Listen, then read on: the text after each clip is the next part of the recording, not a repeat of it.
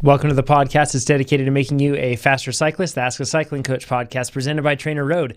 Man, this is episode 273. It's pretty cool. These things are racking up, huh?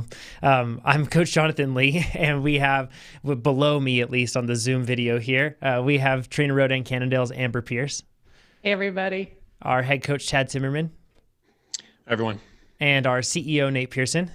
Hello. We should have like after AA, after Amber, and before Amber as like a time period. Then people can easily be like, I don't want to listen to that other stuff. Yeah. I'm really on episode 20 or something. I'm going to leak something here, but it's a project we're working on. It's a big podcast website project that eventually we want to have it all really organized and really searchable, really accessible, really cool stuff. Because there's so much information in all this, but it's tough to find. And that's how we should have, I've been thinking about how we organize it, and that's how we should have it, like the timeline that I saw in my history books when I was a kid, and we'll have before Amber right there. And that'll be the differentiation. That's a good idea, actually, is have like a list of all the guests, and you can click on them and see which guest is on which episode. Because there's some recurring guests. Sometimes, like if you're a crit racer, you probably want to listen to every single one Pete's ever done. For sure, right? And right? Cliff Bar. Yeah. And exactly. And they're not on as often, but that'd be really cool. I want to talk about something. It's been killing me. I don't know if it's been killing you, John, but Chad and Pete wrote in the document, and then in Slack, they said they have a big team announcement for Cape Epic.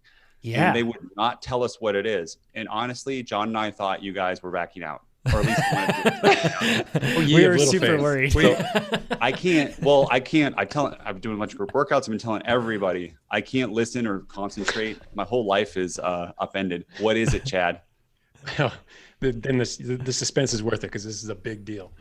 Ooh. It's really not. It's definitely a big deal to Pete and to me, but it's I don't know. More than anything, I just wanted to toy with you guys. Initially, when we signed up, we had to submit a team name. Okay. And we couldn't think of anything worthy on the spot. So I think we did something generic like Trainer Road Team 2 or Team 3, depending on which order we signed up. And it just, the other day, inspiration dawned.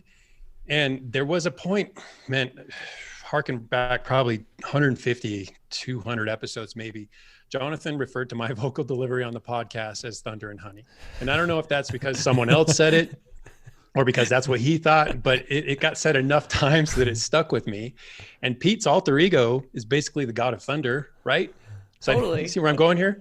Yeah, you're a super sweet guy, right? So you're honey. You're honey. We're Thunder and Honey. And that's the bonus. That's the bonus, right? Because if I'm out there dying a slow death on some climb and I hear somebody say, hang in there, honey, don't quit, honey. I promise you that's going to help me. That's amazing. What a good name. Is that from Anchorman, Thunder and Honey? I think it is from some movie like that. Better. I think so. Okay, but that's only, we have 2 announcements. Oh. So the other was we firmed up our overall objective, which is really quite simple. It's to win the hearts of everyone. Oh, right? That was good. That was good. If the team's poised to do it, it's us. So I think we can do it. Because you got to beat Amber. Yeah, you can't win the hearts. Amber's got him. Amber helps people overcome their emotional and psychological battles on the bike. She does so in a way that's just like friendly and encouraging and uplifting. Amber It's real. It'll be a tough race within a race, but honey, you hurt people. And that's all you do. Like, no one's going to look at you and be like, please call Chad honey for the rest of the podcast until Cape Epic. They're not going to like look at, you just inflict pain on them. You're like a dentist. Like, it's good for them, but nobody really dentist, but he's riding a Yeti. Love. He is riding a Yeti too. We should mention that. You got to have that experience where like you break your collarbone and you totally bonk and you're still going, right? And you're pushing and that gets on the camera. What'd you say? Honey Badger. Honey Badger. That's what you need. One of those experiences for people to fall in love with you. Everybody's in love with Chad. Oh yeah. Actually, I put the squeeze on hate. Pete the other day because I was really trying to get it out of him. I tried really hard, Chad, and for the record, he did not crack. We wanted it to be a big reveal. He did say as a hint that the announcement would mean that you guys would win no matter what, and I kind of feel like that might be the case. Like this is That's No. pretty good. John, That's going to be tough to beat. we know the love of Amber is more than all three of us combined. Yeah, we get Yeah, but We have hard data. oh yeah, exactly. We get messages like I got a message on Instagram that actually said, "Now that Amber's on the podcast, can you just stop?" That was like one of the like people. Oh. Chad, you're fighting an uphill battle here. We get Yeah, it. Like I- we don't care. John and I don't care that we're not loved as Totally. much as Amber. Yeah, 100%. Sure. Both of us. Amber are and fans. Chad. Is her team name going to be as good as ours? What's your team I name? don't Amber? think it's possible. What we're working on it. We're working on it. No Ours pressure. is But better. now we have a goalpost. the standard has been set very high. What's your team name, Nate? Our team name are just two emojis, hand raised. We're like Prince. They let us not type in words. Like we could put in emojis because that's the podium stance of Sophia and I. It's two hands raised. So that's I don't know how they're going to announce that, but they can look at it and laugh, and hopefully they let us keep that. That's awesome. That's Yeah. clever. That's a good idea. A quick mention really quick. This is a favor that we want to ask for everybody. Two favors that I have. Number one, if you go into the forum right now, and if you've used Trainer Road to get faster in any particular way, there's it'll be pinned to the top. When you go there, there's a thread where we're asking you to fill out a Google form to like fill out basically your experience and how Trainer Road helped you. That would be a huge help if you could go in there and fill that out for us. We would greatly appreciate it, especially me on the marketing side, and James and Nathan and the rest of the marketing team and all of our copywriters. We'd really appreciate it. So number one, that. Number two, another way you can really help us this week for the podcast would be to mention to your friends that don't use Trainer Road yet to go to trainerroad.com and to use Plan Builder, because you can use it without signing up for Trainer Road.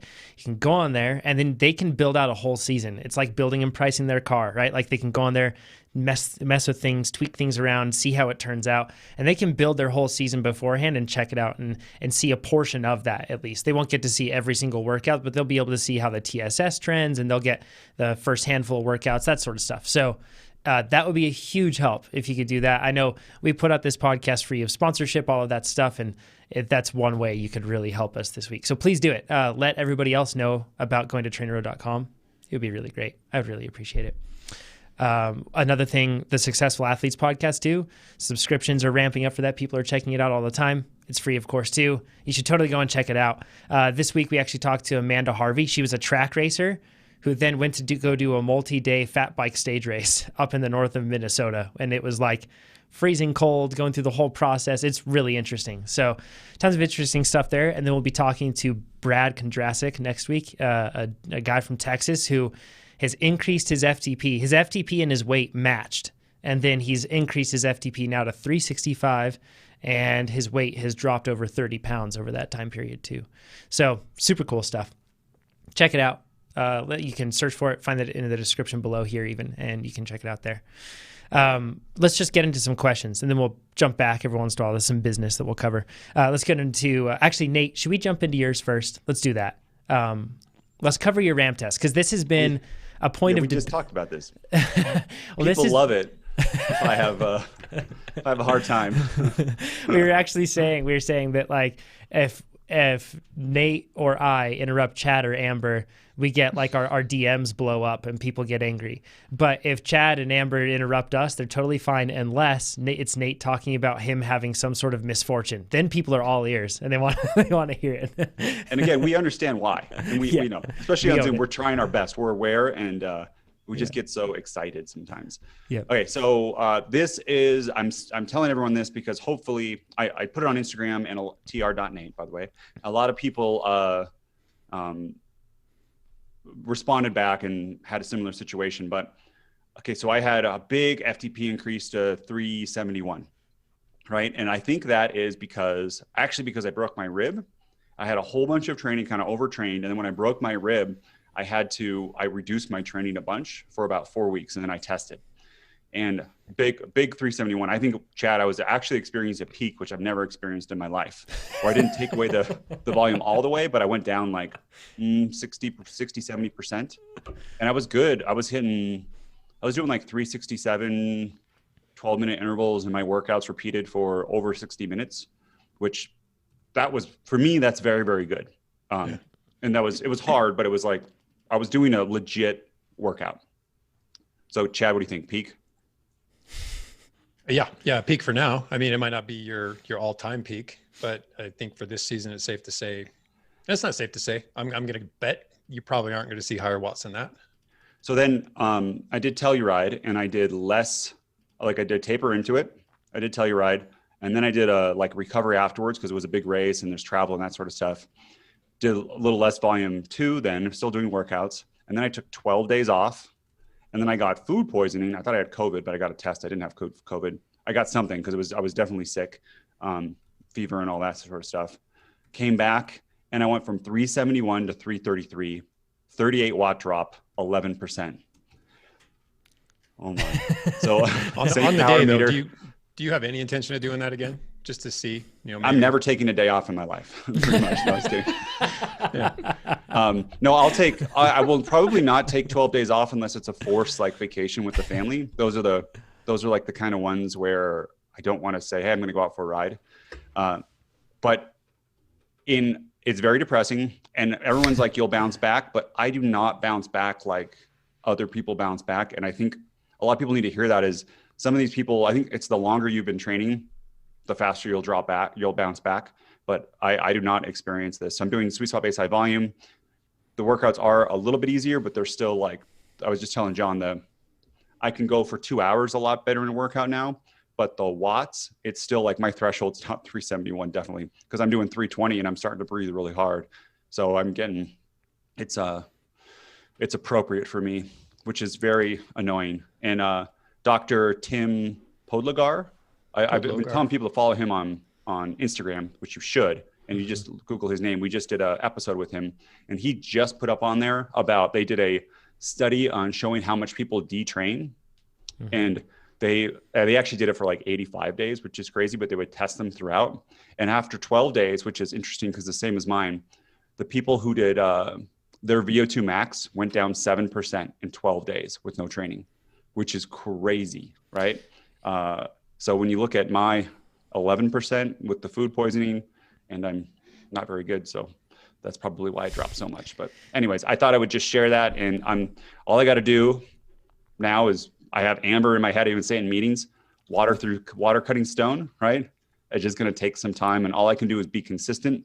And I'm going to try to not fall in the same pattern that I fall into. I think a lot of people fall into, where you do too much, too fast, and then I'm less consistent, and I overall do less training, and I won't come back as fast. And it's way easier to be consistent than to go like spiky. So that's all I have to say about that. 3 takeaways from that. Number 1, you mentioned that we just recorded a podcast with him, and people are going to lose their minds because they'll be looking for it. So we're accumulating episodes of the Science of Getting Faster podcast. It's upcoming. It isn't published yet. We will be publishing that, and that's where we actually go directly to the researchers themselves, those that performed the studies, and we talk to them about the studies themselves, the takeaways, the processes, what they learned, and they help us interpret the data, because that's a big part of studies. In fact, that's one of the things that Kate Courtney mentioned on that previous episode we recorded with her, that was one of the bigger, or a very helpful thing about her going to school. She went to Stanford and has been through all that process, is learning how to interpret that, because it's really tough to do. So if you're looking for it, it's not out yet. It will be out, and I promise you it will be amazing when it is out. Nate? On this one too, we talked to him about his study of for a recovery drink, what is better, glucose or fructose plus glucose? So we've talked a lot about that, and very interesting. You have to wait for the study or Google around, but I won't spoil it here. Then the other thing from that is, number 1, everyone drops down from their peaks. This happens, whether it's because life forces it upon you or just because those are the cards you're dealt, and you can't just stretch the thing on forever. Or you don't train. That's why we call it a peak and not a plateau. Indeed, well, right? I hoped it was a plateau. If you don't know, it could have been a plateau, right? My peak could be 400. Don't we all? Yeah, that's a minor setback.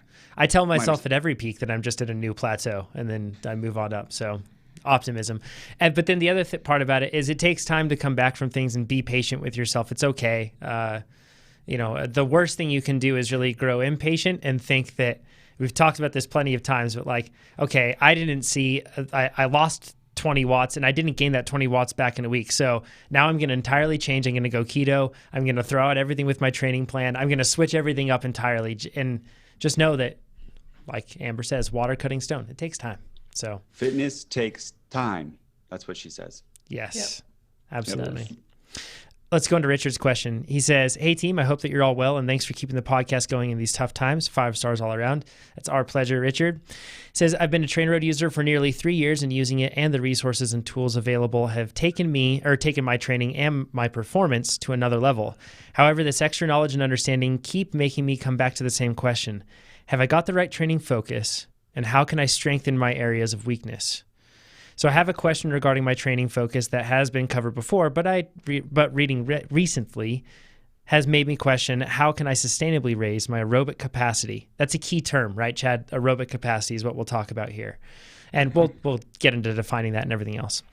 He mentions, I have a 297 FTP at 4.1 watts per kilogram, but feel like on a low volume plan, my aerobic limitations have maxed out my performance to grow my FTP, and I fall back on my strengths, which are high fractional utilization and ability to hold sweet spot for extended periods. And we'll get into fractional utilization, other stuff too. He says, so how do I best improve my aerobic capacity? Is this via specific VO2 training blocks? Is it viable to maintain this throughout a prolonged period? If this is my biggest weakness, how long can the benefits of a dedicated training block last before I need to accept that I need to do some form of periodization as a cyclist in their mid-40s? Thanks so much in advance from Richard. So big question here, but probably the best part or place to start, Chad, is his main question: how do I improve my aerobic capacity? So what is aerobic capacity? Because this is a term that's I've heard it used loosely many times and perhaps outside of its intended context. Yeah.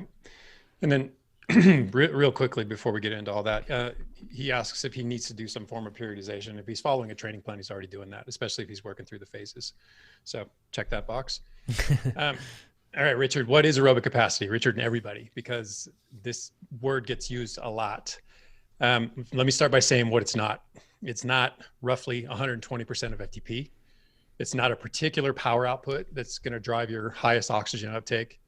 It's not a number of things. If you're associating a power with it or a velocity as a runner, you're looking at PVO2 max and VVO2 max. But those are things that happen at VO2 max, because VO2 max is just what it says. It's the max volume, the V, of oxygen, O2, consumed, and we have to quantify that per time. So it's always measured in minutes. If we look at it relative to body weight, it's measured in milliliters per minute per kilogram of body weight.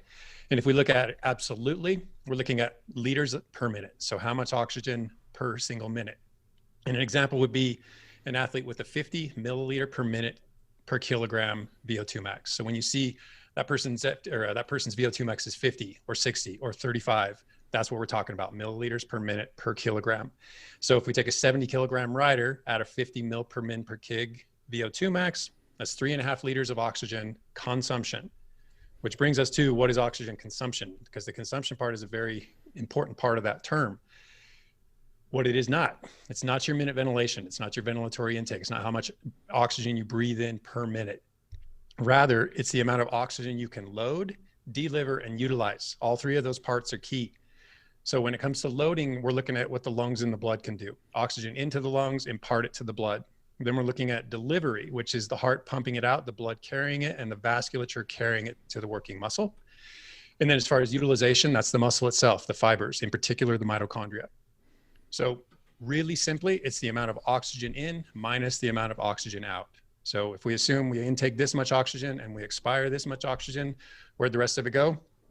VO2, it got consumed somewhere. You can measure this a couple ways. One, and probably the most common, if you go to a lab to have any of this actually quantified, is gas exchange. They hook you up to a Met cart, very expensive piece of equipment, pretty unpleasant process, but it can tell you how much oxygen goes in, how much CO2 goes out. So we're getting best of both worlds. We get O2 in, we get CO2 out, and we can do a lot more with that information. But in terms of just measuring aerobic consumption or oxygen consumption, you can do that with a mask that just measures oxygen. So, which still is a reasonably expensive piece of equipment. So the point is, it's not a particular power, it's not a particular effort level, it's not a particular pace, it's a rate of consumption, oxygen consumption. And admittedly, we confuse this matter just a little bit because some of our workouts are classified as VO2 max workouts, but blame Andrew Coggin. We're going by his power levels, and I'm not trying to pass the buck here, but certain high intensity workouts have been labeled VO2 max workouts, and we've maintained that nomenclature. One thing really quick, Chad, sorry to interject here, but I just want to, Amber, how many VO2 max tests have you done? I've only done one, where we actually had a mask on and went through that whole process. Two. Pretty early in my career, yeah. They're so uncomfortable. Like, and for those that don't know, like the dry mouth, at least that I got, was the worst part of it. So that usually your nose is plugged with like effectively a clothespin, part of the mask, or it's separate from the mask. But the nose is plugged there, so we're just measuring everything through the mouth. And your mouth actually has to have a tube inside of it, and you're breathing through that. And so you can't close your mouth. It's really tough to even salivate like that. So your mouth just gets completely dry, and man, it's an extremely uncomfortable process. And I remember at the end of it getting this number, and it was just like, oh, okay, like I did all of that just for this number when really I can't do much with that number, you know, like, and I know that it's a tempting thing for a lot of us to want to go get like a VO2 max test, because it is cool we hear of those glory numbers like Chris Froome at 84. We hear of Nordic skiers, you know, tipping into the 90s even, which, you know, you're using more muscle mass, you'll get a higher VO2, but in the end, that has not changed one bit how I train. Has that, for anybody else here, has your VO2 number changed in any way how you train? No, it just disappoints me. What was I, 61 or 62 or something? And I could probably lose some weight. It's very weight dependent too, which is something everyone has to be aware of. And you lose 10 pounds and it goes up a bunch. But yeah, no. Yeah, and just as you mentioned just there recently, it can detrain very quickly too. When you train, your VO2 max increases. When you take time off, it decreases rather rapidly as well. So it's not like it's a genetic stamp that's stuck into you, and that's just exactly what you are forever. It's something that changes. It's also like Chris Reichert in the P12 racing in Northern California, he's a fast racer on Mike's bikes. He's not even their fastest, but he's a very good all-arounder. And I got dropped in a breakaway with him, but I was kind of hanging with him. And then I saw he did a VO2 max test, and he was in the low 80s, which is definitely world class. And it actually just makes me like, I shouldn't have ever read that, right? Because not knowing, I was like, oh, I can hang with this and I can do this. And I just made some mistakes, but now I'm like, he's on two different planets. He's in a different solar system than me physiologically, and I'm not going to be able to do that. So it's not true what I thought. But just because, and there's actually pros, I think, that in the 60s, they have other things that make up for it. And so if you do have a bad number, don't worry about it. Your efficiency could be really high. Your ability to operate at close to lactic threshold could be really high. Your grit could be high. Your smartness could be high. A whole bunch of other things. Yeah. Your sprint power could be really high. Your explosiveness, your repeatability. I think that's like one of Pete's big strengths is he doesn't have a very high VO2 max. I think I'm higher than his. But he has really good tactics, handling, explosiveness, and repeatability. And in a crit, that's all that's just about everything you need, right? Besides, he can't do a long solo breakaway, but he doesn't care. So don't let it, big point is don't let it define you. Yeah. Thanks, Nate. Yeah. Great way to recap. And sorry, Chad, for the interjection there. But many times when we talk about VO2 max numbers, testing, anything else like that, we get follow-up questions. So about like, how do I test it? And what does the number mean? What do I do with that? So I just wanted to head those off and hopefully help some folks beforehand. So. Yeah, great. good stuff. Real quick, if you're not watching on YouTube right now, you're missing some subtle jokes that are going on the Zoom They can't call. see it. I know. It's only us. It's only no, they us? can't Oh. because they don't have it. Ooh. I don't know what you guys are doing, but don't Look at break my any... Zoom name. Just our It's names. the Zoom name. Got it. Okay, yeah. Don't break anything. I can't see it right now because of a strange thing right here. Just don't break anything, I'm guys. just causing problems. Don't mind me. All right, back to it, Chad. Sorry. Okay, so allow me to reiterate most of what Nate just covered, because we're going to actually cover all of that stuff. So first, why is VO2 max so important? Basically, to ride or race long durations, we have to have the ability to utilize oxygen.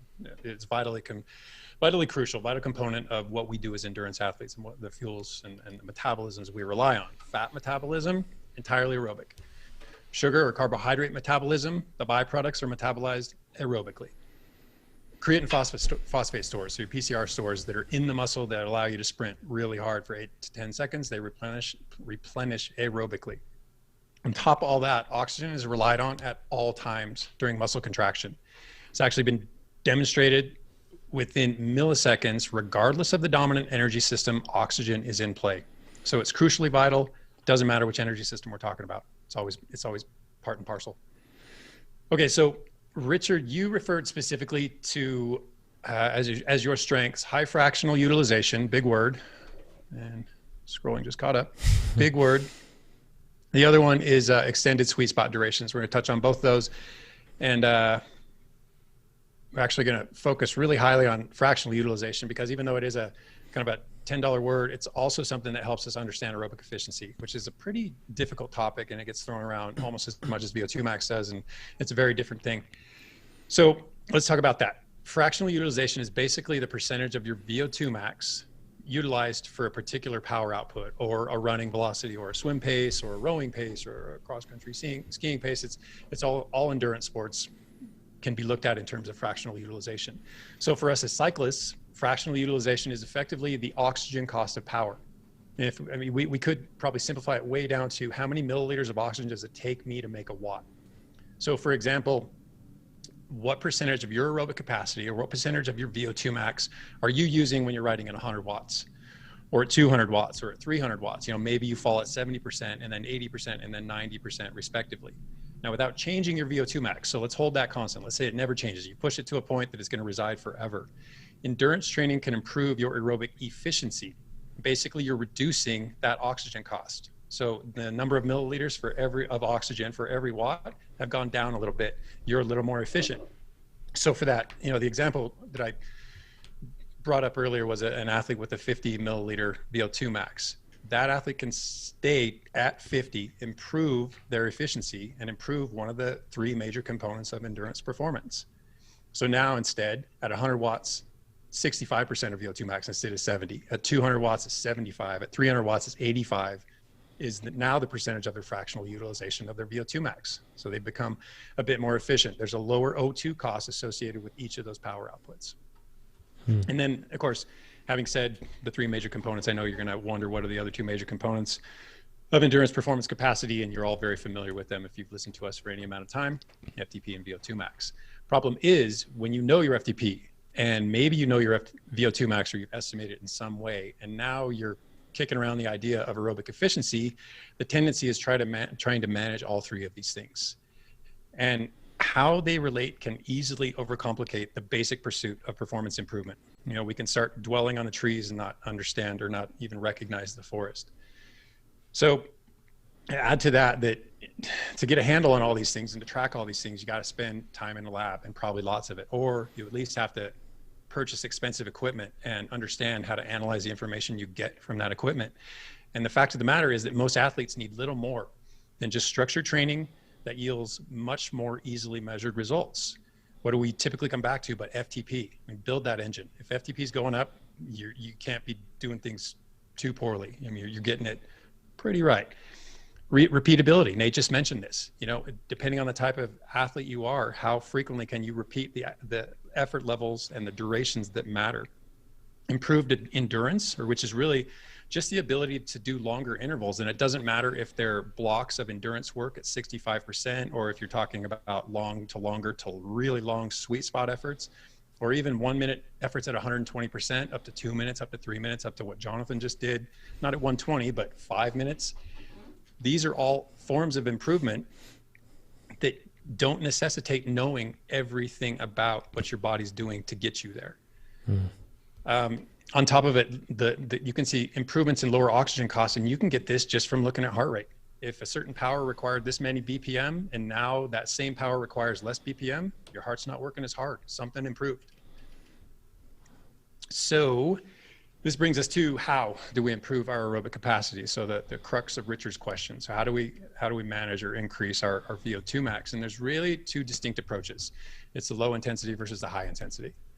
And both of them share a common goal, which is we're trying to achieve fatigue or overload.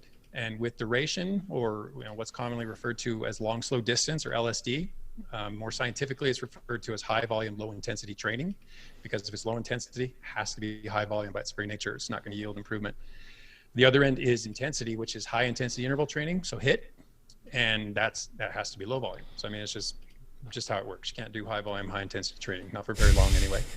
So you could look at this another way, put it really simply, it's time versus time at intensity. And they have, like I said, the same goal. We're trying to disrupt homeostasis. We're trying to put the body somewhere that it's not accustomed to being. And the outcomes, while similar, are also pretty different. They both increase, so let's look at the shared outcomes first. They both increase your aerobic capabilities. We've talked about these many times. You know, sometimes your VO2 max can change. It's not a fixed number. It's not something that can't be changed. We just showed that. It can decline fast. It can also build fast. You can change your weight, and that will change its relative value. Fat utilization will probably change over the course of either one of these approaches. Enzymatic, your aerobic enzymes, the content will likely change. Your muscular vascularization, both the pliability of the big vessels and the proliferation of the smaller vessels in the muscle will probably change. And on the lines of proliferation, the mitochondrial content. So both the size, the density, actually the size and the quantity, which I think is typically referred to as density, will change as well. How they differ though, is that when you do high volume, low intensity training, you're only targeting the slow twitch fibers. So you bolster the aerobic capacity or the aerobic capabilities, I should say, of those fibers. You run them down, you fatigue them as best you can, but all the endurance adaptations that come with this are basically limited to these fibers. You're not really touching the other fibers. So why, what's their motivation to change? What's their stimulus? You might, over the course of fatiguing them, push yourself to a point where you're recruiting the medium twitch fibers, and therefore they're going to gain some of the aerobic adaptations that your fatigued slow twitch fibers can no longer, the burden they can't shoulder. When it comes to the high intensity interval training, this affects aerobic characteristics in the other fibers. So the medium twitch fibers and the fast twitch fibers. And that's, I think what a lot of people don't understand is the entire fiber spectrum has anaerobic capacities and aerobic capacities. So there's a little bit of everything. It's just, what are they more of? That's what, pushes them into different classifications. So while the high intensity work is likely to do very little for the slow twitch fibers, it's just going to bypass them. I mean, it'll use them, but it's not going to use them to a point where it fatigues them to a point where they're forced to adapt. But like I said, the high intensity training trains aerobic adaptations into the other fibers than those predominantly aerobic slow twitch. Both the high volume, low intensity training and the low volume, high intensity training are effective. They both have their place, but time is usually the limiter. And when it comes to low intensity training, it has to be long duration to achieve overload. And yeah, that's a relative term. Some people, a 2-hour ride is a long ride. For others, it's got to be a 5-hour ride, and it's got to be several times a week. I mean, professional riders, world level riders, it's not uncommon to see them do a 30-hour week. But, and in a perfect world, we could do that too. We'd be able to blend them both routinely. A little bit of the high end, a lot of the low end, a fair amount of the in-between. But in reality, time restricts us, so we have to prioritize intensity over duration. That's just the way it is. And at Trainer Road, it's no secret we're big on intervals, and that's basically why. Not only are they effective, but they're hugely time efficient. Not only that, in terms of the effectiveness, they are the best way to accumulate time at highly productive intensities. So if, for example, you think of doing work at 120% of FTP, you could go and do a single effort at 6 minutes and probably bury yourself. I mean, if you could even complete it, you would emerge from that being done. The idea of doing it again, it wouldn't matter how much recovery you put in between those 6-minute efforts, you're not doing it again. It's not going to have a very high level of quality if you can. Opposite that, or not even opposite, superior to that, is what if you did 18 1-minute repeats and just separated them by a minute or maybe 30 seconds of rest, and each of those minute repeats, while not very comfortable, can be performed again excuse me, again and again, to the point where you rack up 18 minutes at that same power output. So on the one hand, 6 minutes and you're dead. On the other hand, 18 minutes, 3 times the potential value of that workout, and you could probably do 2 more if you had to. So and admittedly, it's not continuous. So some of the adaptations do shift a bit. It may become a little more about the heart, a little more about the muscle, depending on your approach, but you don't need to get hung up in that. That stuff's managed for you if you're following a training plan. So while the accumulation of time and intensity is totally incomparable, you also have to look beyond it and consider what happens with the performance. What sort of performance adaptation do you see if you work out for 6 minutes and then fall flat on the floor versus 18 minutes and then can come back a day or two later and do it again, or at least do something productive? And then maybe you ask, what if I have to be able to do long intervals at 120%? Well, follow a training plan, because each of these plans is going to baby step you up to those more brutal demands. It's all relative. At that point, as you work through the base build cycle, you're going to get to a point where you specialize, and we focus on those very things. So don't worry, it'll be handled at some point. I just want to jump in and say to the time efficiency component of it, it's huge. And as somebody who in my career, I've done those 30-hour weeks, even then I'm trying to be mindful of minimizing my time coasting, making sure I'm staying on the pedals for the whole time, because I want to make sure that I'm making use of the time that I'm on the bike. And I think, to your point, when you have a limited amount of time, you really want to make every minute count. And this is a really great way to do that. And one thing to consider with this too is every rider has a limited amount of time. The most time liberated, and I'm doing air quotes, professional down to the most time crunched average person, you're still limited by time, because in the end, you're limited by what your body can do. So I think there is a bit of a fallacy in our mind that we pose where we say that, well, other athletes are simply not limited, however I am. But really, it does us no favors to look at it in that regard. Instead, it's to look at, how do I get the most bang for my buck? And even if a rider has more time, that does not mean that they are going to be getting more benefit from their training. If you are if you're following a plan closer to its intended structure, if you're executing your workouts well and able to, you're recovering efficiently so that you're able to do them and hit your marks continually, you're likely going to see more of a benefit, certainly more of a benefit than in concerning yourself with how others train, but it's consistency in hitting your marks. I'd say, actually people are limited by time, and then you get limited by recovery. So there's you go to a certain point, and then it's usually lifestyle, but then there is just a genetic ability too. And that's usually what pros hit. And I bet you there's pros who would do 50 hours a week if they could recover and make it faster. They could probably even do 80, right? There's probably people who have the mindset that could do 80 if they could recover and it would make them faster. But there's no one that I know that can do that. And I'm definitely limited by time and not recovery. And I think probably everyone listening to this, but Amber, were you limited by time or recovery, you think, back in your pro days? Both. I mean, certain times of year, we're traveling, we're racing. So there actually comes a point in the season where you can't really train much anymore, and you're relying 100% on the racing in order to maintain or increase, if you can, some level of fitness.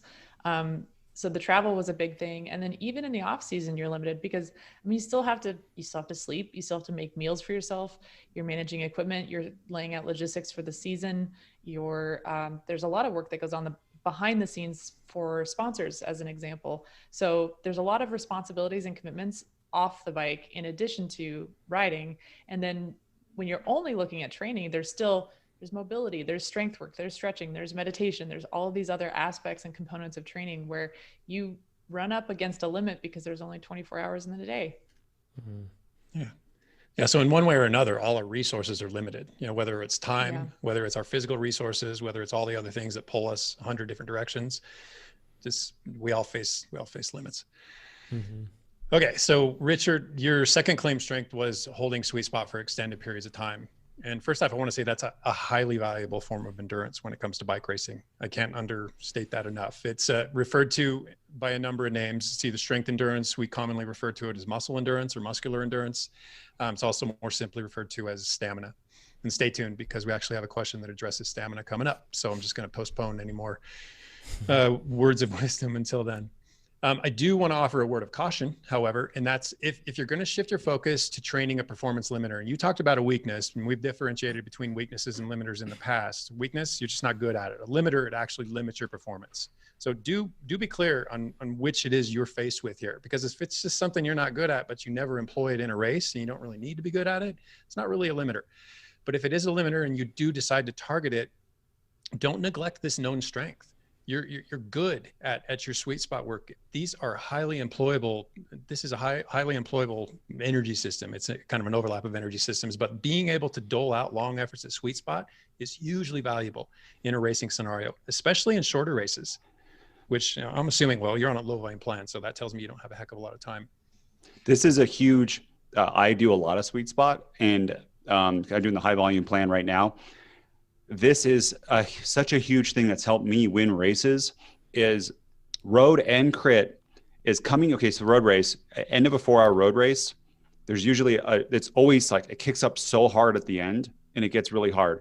And although maybe my max capacity is any higher, mine has dropped less relative to everybody else. I'm looking around and people that usually beat me and outclimb me are cooked because all these longer kind of sustained climbs that we did that were at like 90%, it hurt them more than it hurt me, because I'm like, that's not a big deal. I can do like 8 of those in a race, or maybe they could do 4. And at the end, their max capacity is down.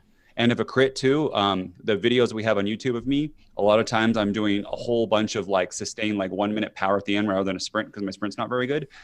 And that's because the whole rest of the race, it didn't, like, my maximum 1 minute effort isn't hurt as much as other people. And you get that gap. So it's especially then for gravel racing, you're pretty much zone 2 or sweet spot, like the whole race. And I think Cape Epic, we're mostly going to be zone 2 or sweet spot day after day, 5 hours, 6, 7 hours a day, 11 for some teams. Have fun. And then that will just go on and on and on. And having this kind of stamina is huge to be able to operate at a high percentage of threshold and not have your legs get cooked. Yeah, one note on this, and Chad, you and I have talked about this before, and it's a common thing that people encourage others to do. But look back at your race files and successful races where you did well and everything else. And in most cases, in our minds, we highlight the hard parts. But really, like the glue that held everything together in that race, it's all the in-betweens. And in many cases in race scenarios, the in-between, the decisive in-between is sitting around sweet spot. It's not that, you know, it's many times we get onto the climb, we get this question so much. I always get dropped on the climbs. I must be a bad climber. But it's probably less that they're a bad climber. It's more the things that led up to that. And the things that lead up to decisive moments in races are many times it's spent in that sweet spot zone. It's not comfortable, it's hard, but like Nate said, if you can increase that and through specific training and through following a structured plan that's doing it, man, it really makes things easy. So, man, a claimed strength for you to have that right there. Way to go. That's a really desirable thing to have as an athlete. Chad, too, this is one of your weaknesses, right? Is sustained sweet spot. You know this going into Cape Epic? Yeah, no, this was actually one of my strengths when I raced well. But it's one of my weaknesses now because I don't address it. And it is actually a limiter. So, yeah. Which is why you've been doing so much sweet spot work lately. It's like you know what you're doing, Chad. I'll get back on it, too. I did a block of it, and then I'm actually testing a bunch of things and figuring some stuff out. Really interesting stuff that I will share over time, but I'll get back to it. Because, yes, it is. And I agree with Nate. I think that's what Cape Epic is going to be. We're going to be riding very aerobically, and then we're going to be pushing at sweet spot. I mean, there might be the occasional moments where we have to power up something, but by and large, we're going to be in one of those 2 places. Besides Amber, you need to practice your sprint. Every race start with a sprint. All that anaerobic. I feel like Chad's going to be in let me rephrase that. Honey is going to be in extra sweet spot. That was Amber's not even a dad. That was impressive. Teammate's got legs. Man. All right. Oh man. Okay, Sorry, so Chad. actually, what Jonathan and Nate just talked about tees up this my closing point really well. It's more of a rhetorical question. I'm curious how you, Richard, or really anybody pinpoints these strengths without lab time. Anyway, I understand. Certain things seem to point to certain things, but when we make these assumptions, we run the risk of making incorrect assumptions, especially regarding our weaknesses and limiters. And that differentiation that I just pointed out between weaknesses and limiters is an important one. But when you get it wrong, you're potentially risking an entire training plan that pursues a less than optimal approach. So you're really chasing the wrong improvements, all due to something I'll call performance misdiagnosis. You think this is the issue, so this is the issue you address when it was never really the issue. So do be clear on what is exactly the issue. And for example, say you're the sort of rider who falls off on short 2-minute climbs, and your assumption then is that your VO2 max is limiting your performance. I feel like it's something along these lines that has led you here, when in fact, maybe it's riding at your sweet spot intensity for 30 minutes before you get to that hill. Maybe it's because you poorly paced the start of the hill and blew yourself up halfway up the hill. Maybe it's because you're 20 pounds heavier than all the other riders who are tailing you off. So VO2 max might not actually be the limiter in all those cases. I have found. I just want to add positioning to that too, because if you go into a hill in the wrong position, no, you're right. And that's one of the points I was going to make. I have found that the easiest way to pinpoint your weaknesses or your limiters is by analyzing your performance and not getting too hung up on the physiology. Physiology is important, but it's not everything. So in the case above, what if instead of riding toward the front of the field or pushing 90% of your power, your FTP, you try hiding in the bunch before you get to that 2-minute climb? What if you start at the front of the field in the climb and sink to the back of the field by the end of the climb? What if you try pacing the early half of that climb a bit more conservatively, even if most of the pack's moving away from you? And I promise you, most of them will be coming back to you real soon. So it might not be, you might be thinking, I need to fix my VO2 max, my aerobic capacity. I need to start doing a bunch of 120% efforts. All these things may not be exactly what you need to do. So let me close this out with just a couple bits of advice for you specifically, Richard. First off, I think you've outgrown low volume. You're pushing almost a 300 watt threshold at 4.1 watts per kilogram. And if you're on low volume, you're doing it with 3.5 hours of work a week. I don't know that you're going to be able to push that a heck of a lot higher doing less than 4 hours a week work. But an intensive block, as you suggest, might be overdoing it. Recognize the value in subtle increases because they can actually carry really good effects. And in the case, you could even stick with the low volume plan, make your Tuesday and Thursday workouts 75-minute workouts instead of 60-minute workouts, or maybe just one of them. Maybe your Saturday 90-minute workout becomes a 2-hour workout, or you just tack on a little bit of endurance at the end of it, maybe another half hour or to an hour, or maybe you add a long Sunday ride, and maybe you don't even get it every week. Maybe you do it every other Sunday. These changes can all carry impact, especially it seems like you're very trainable based on those statistics. So I wouldn't get too carried away and look to be too radical with any of your changes. And then finally, if time allows it, maybe it's time to move to a mid-volume plan. I have a question for Amber. Amber, you are relatively way better than me, but in your races, you're a bigger rider, right? Yeah. Compared to your competition. Do you ever have it on a climb where it was a shorter climb and you intentionally let people gap because there was another group of bigger riders with you and you knew you're just going to catch that smaller riders like 5 minutes later? Oh yeah. I mean, certainly you evaluate the course. And if you know that this particular climb isn't necessarily going to be a selection point because you know the group's going to come back together later, there's no point in killing yourself at that point. Some climbs though are selectors, and then you have to really be willing to turn the screws at those points. But I was actually just reminded of, to your point, a story pretty early on in my career. I was doing a big climbing stage race and I ended up in a breakaway on one of the days, and one of the riders hassled me about it and said, why would you ever go on the breakaway with rider when you know that you're 30 pounds heavier than everybody else in the breakaway? And I was so angry about that. And there was it was like the Queen stage the next day, this big monster climb that everybody was scared of.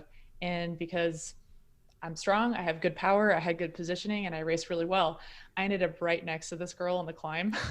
Oh. The whole climb in my head, I just had this mantra going. I just kept looking over at her and being like, 30 pounds, huh? 30 pounds. How's it going? How's that 30 pounds going? Didn't say it out loud, but it was so motivating. Oh man. So don't underestimate the power of mindset and motivation and positioning and all of the other skill sets that surround your physiology, because it all comes together to contribute to your actual performance. Another thing on climbs on the opposite side. So here's like the two scenarios that I see, and both for smaller, better power to weight and bigger people. The smaller people, they will on the short climbs, this happens at a race in bulk all the time, they kick it so hard trying to hurt the bigger people on purpose. Mm-hmm. And the bigger people, if it's a not decisive climb and you try to go, you get hurt, right? But as a bigger person, and you know it's not decisive, you can go slower. And what happens in Reno, there's two of them where you can go really hard with the really fast people and burn yourself out, or you literally catch them on the downhill, especially if you have a few big people, because this thing happens where you're descending, you get each other's slipstream, and one person goes by, and then that's the new speed, and the next person goes by, and that's the new speed, and you kind of get this like yo-yo thing. And every single time, then it goes to a little bit of flat. You catch him like 3 minutes later, and Pete is amazing. He wins a hilly. Pete does this every time at Poca, right? He lets the really light people go and doesn't blow himself up, paces correctly, and then catches them later. So another, and then he does it on the way to catch them is sweet spot, which is pretty crazy. Yeah, that race course and its layout has taught me more strategically and tactically than any other race course I've done. And that's probably because of the repetition of it. We do it so frequently. But man, there are so many ways to skin that same cat, to figure out how to make that climb not as damaging as it could be for a bigger rider. Yeah, That's what makes cycling so fun is you can play to your strengths, and there's all kinds of different ways that you can employ tactics and try to figure out ways of improving the outcome for yourself. That's and you why can also, in that climb, you can make I think because Pete has come back so many times and bigger riders come back, it actually then the smaller riders they do too much on that climb because they're like, I need an extra 10 seconds on this climb or 20 seconds. And they go all out and then they burn themselves out. It's actually worse. So you're you're talking about me because I'm one of the climbers that ends up going on that. But here's what I do. I front load the whole thing. And I tell Pete every time I'm with him, Pete, you're such a good climber. Pete, don't listen to this, by the way. He's listening right now. I say, you're such a good climber. You're awesome. You're doing great. You're so good. I bet you could stick with everybody on the wall now. And if you catch us when you are sandbagging that climb, imagine when you're actually with us, you'll just tear us apart. But it never works because Pete's an intelligent person and he knows what's going on and he makes good decisions. So, but like, that's just the thing, right? You're trying to make, and that's bike racing kind of in its essence. In one respect, you're hoping that other people make the foolish decisions while you make the right decisions. And there are tons of ways that you can try to influence that that are totally fair and honest, right? And they're not ways that are like I'm talking about, deceiving somebody into telling them, there's something they're not or anything else. It's the subtle cues and the way the race unfolds and everything else. Our ambitions can get the most of us. And in times when we think that we can maybe be this athlete that we probably aren't, those are the times when we get in trouble, right? And so it's all about setting the scene so that somebody might make that foolish decision while you make the right decisions. So like chess. It is. It's not a unethical thing. It's just like, oh, you should take this rook. And then you're like, checkmate. Yeah, exactly. Yeah, exactly. Chad, that was a fantastic breakdown of the whole thing and going over VO2 and how it's utilized, aerobic capacity, the whole thing. If people have questions on this too, jump into the forum. So then later on you can chat with folks. You can also jump in on YouTube right now. We have a ton of people joining us and they're chatting away right now. And it's a cool conversation going on with people where they're talking about topics about the podcast that we're talking about, but within themselves. So it's a ton of fun. Very meta. Very meta. Absolutely. Sometimes I get in the chat. Chat about us chatting. It's true. Yeah, he actually does. I know, right, Amber? Yeah. Okay, let's go into Pete's question. Probably, I'm just going to assume that it's our Pete. So he says, I'm sure this has probably already been covered, but here it goes. I've been using TrainerRoad for a few years now, and I'm a huge advocate of everything about TR. I even geeked out when I met you guys at Single Track 6 in 2017. If you need an ambassador for Western Australia, then I am your man. Thanks, Pete, for all the goodwill. And I do remember meeting you there at Single Track 6 as well. So I do. Yeah. It was Highway of Hell was playing. Because you were in line, right? Yeah. Every start of every stage. It says, anyway, thanks to COVID, I've been able to train rather consistently over the past few months, which is brilliant. However, I've only seen very small gains over the past 6 months, especially over the past 3 months, where my FTP has hovered around 250. One thing I've noticed is my ability to maintain a high level of output has greatly increased. Kind of like what you were saying earlier, right, Chad? With sweet spot and being able to maintain it. He says, my question, even though my FTP hasn't moved beyond 2 to 3 watts each time I do a ramp test, is it possible to increase one's fitness or ability to produce those given watts for a greater period of time? And remember, he's asking basically, is it possible to improve my performance without seeing an improvement in my FTP? He says, I feel that I can ride harder for longer, even though my FTP hasn't improved. I'm just wondering as to the why. Thanks, and 5 stars, of course. Regards from Pete. Thanks, Pete. Appreciate it. So where do you want to start with this one, Chad? Yeah, well, just as I mentioned with the reply to Richard's question, there's a word for this. There's actually several words for it, but let's just call it stamina. And sometimes stamina is the goal. I mean, if you're looking to ride a century, the stamina is your best friend. The idea is to, in that case, to increase your stamina to a point where you can complete it, and then to maybe increase FTP and then increase stamina on top of that improved FTP. But stamina in and of itself is one of many types of what I, for the sake of this discussion, coined as no FTP change improvements. Improvement isn't only measured in FTP increase. It can be, but that's not the only way to measure it. And Nate and I talked a couple of podcasts back about one stamina example where if you tried to do a 40-minute effort at 90% of your threshold, the first time out, it would destroy you. It would be a really disheartening experience. But if you tried to do 41-minute repeats, you'd absolutely get through it. I mean, we wouldn't take it to that extreme, right? We'd start with maybe 8 minutes times 5 sort of thing. The point being, though, you work up to that, and all the while, FTP may not have gone anywhere, but your performance capacity definitely did. Mm-hmm. Yeah, I think that's a. Sorry, I was just going to say, I think that's a good way to think about it. Like, at a given FTP, that FTP can be remaining constant while you're increasing your capacity to do work at that level of FTP, right? So they're related, but they're not exactly perfectly correlated. Mm-hmm. Yep.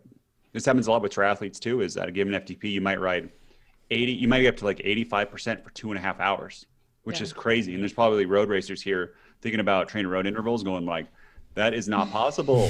But for them, that leads to a really high performance to be able to do that and then not be cooked and be able to run afterwards. That's how we see such high numbers from the top triathletes, male and female, when they're out there on the bike course and you see them carrying such high wattage for the whole period of the ride. It's not because their FTPs are 550 watt FTPs. It's just because they're really efficient at being able to ride at that greater percentage of their threshold. This is something that Nate and you Telluride, you raced with Keegan and everything else, and I think that this is one of his relative strengths. He's the current national champion, and I think that one of the key things to that is the fact that he can ride at a really high percentage of his threshold for a very long period of time. And it's because, and it's not like there's any shortcut to do that or any like quick thing to target that specifically and to make that happen. A lot of this, Chad, comes with, it's structured plans implemented with diligence over a long period of time. This is the sort of thing that just takes time. It's not like you can just shortcut your way to it, right? Yeah, exactly. And that's what our plans do. That's how we address it. Mm-hmm. But for Keegan too, he trains that energy system a lot. I don't want to give too much about what it does, but he practices it, right? He doesn't just do VO2 max. He does what he's going to do in the race, specificity. Mm-hmm. And two, this side note, but John and I am talking to Keegan. We want him, this is me. I want him so bad to do Leadville and Dirty Kanza in the same year, or DK. There's going to be a new name, because though that's like exactly his energy system. He does the best in those types of races, and they're kind of dirt. There's a small amount of skill in both of those, but definitely skill. He's really good at it. Where World Cup racing in Europe, I did see what he got, 14th, 16th. I was watching a race from 2019. Yeah. Still, I mean, you got to be really legit to be top 40 in a World Cup. You have to be incredibly good. But those are more punchy, right? Those aren't sustained. World Cup XC racing isn't sustained sweet spot. Mm-hmm. It's the opposite. It's very more polarized. But what about something like Belgian waffle ride? Jonathan, has Keegan done that? Oh yeah, he hasn't, and it would be perfect for him. That would be perfect for him too, because the videos that I've seen, he would be able to ride a road bike with like 28s, and watching the roadies in the dirt section, it is like they are losing minutes because they're just like slippery. And then the other time, if you have big tires, it's really bad. But Keegan just sends it, and he has very good technical skills. So you should do that too in the same year. All three of those. So everyone should go onto Instagram, go to Kegels99. That's his Instagram handle. Find him on there, and then tell him that he needs to do Leadville and he needs to do Kanza and BWR too. So go do that right now. But Chad, you were about to talk about how our plans do that, and kind of building back off of that. There is no shortcut to it. Like you said, Nate, Keegan's targeted that for a really long time, but it's all comes through structure and intention. Right, Chad? Yeah. So here's how Trainer Road addresses all the different ways you can measure improvement or see improvement. Obviously, we're not going to measure your FTP every workout. We couldn't do it, and even if we could, it wouldn't be as useful as you might think. Instead, we assume that past workout success merits greater challenges in subsequent workouts. So if you did this workout, then we're going to challenge you with a slightly harder workout next time. And then if you did that one, slightly harder workout next time. An example of this would be, let's do VO2 max workout. I feel like I should probably not use that. Let's say we're doing efforts at 120% of FTP, and you do 3 of them for 2.5 minutes. Then next week you do 3 of them at 3 minutes. And then maybe the next week you go back to 2.5 minutes, but you up the maybe 120% to 122%. But the point is improvement is fostered with no changes in FTP. We haven't changed your FTP, but we've changed the challenge of the workout. We've changed the stimulus to all the physiological systems that are eventually going to adapt to that stimulus. So it's also important to know that these progressions in all relevant energy systems can eventually yield FTP increases. So if you do pursue any one of these things, and you really target it for a good long while, even though your goal may not be to increase FTP, although that's always kind of on the back burner, you may do it anyway. Mm-hmm. But even if you don't, so FTP stays just the same, you can increase your stamina. We've talked that one to death by now. You can increase your recoverability. How long does it take you to bounce back, before you can do another similar effort? It can decrease the amount of discomfort or suffering you experience over the course of, any duration event, any duration effort. It can improve the rate of recruitment way down at the muscle level. It can change the evenness of your power output, which is synonymous basically with minimizing the waste of your movement. So you can see economical changes both on the aerobic side that we just discussed, or the movement economy side. More muscle fibers aren't working against each other. They're all working as a unit. So you've improved economy at that level. You can improve your repeatability at discipline relevant durations. So if you compare a rolling road race where you have to be probably good at 8 minutes-ish efforts at 108% of FTP versus a criterium rider who has to be good at really good at 30-second efforts at maybe way up at 120, 130%, but needs to find recovery at 90%. So do keep in mind at all times that FTP increase is not the overriding goal. I think it's too common an assumption for people to not get an FTP increase and therefore to tell themselves FTP didn't go up, therefore I'm not improving.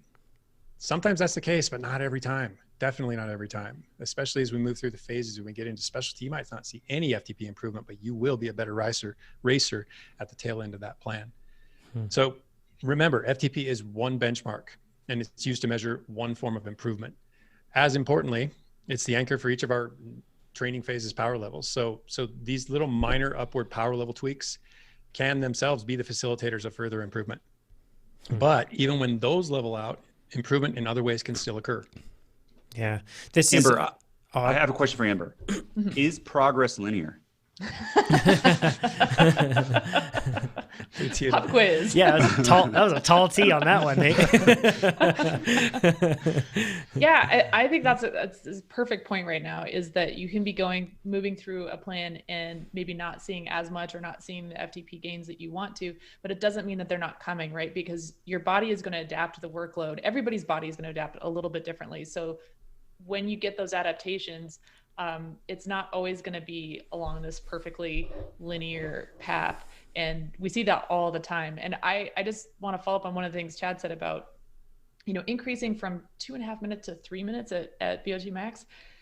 That, for me, I don't know about you guys, but that feels like such a win when I can nail 3-minute efforts. Oh my gosh. And that's, it's not a ramp test. It's not an FTP gain, but boy, does that feel like a serious achievement when I get there. And not only is that increasing my capacity and my stamina, but also my confidence. Just the fact that I can nail those is like, oh yeah, I'm going to bring that confidence into every group ride or race that I'm going to do. Sorry. I was just going to say, when you ride at that intensity, 120% roughly of your FTP, I don't know about anybody else listening to this. If you're in the chat, let me know right now. But I feel like there's around 2 minutes is when my body's like, alarm bells are going off. Like 2 minutes of that feels like, oh gosh, this is too much. And then after that, it's really hard to stretch it out.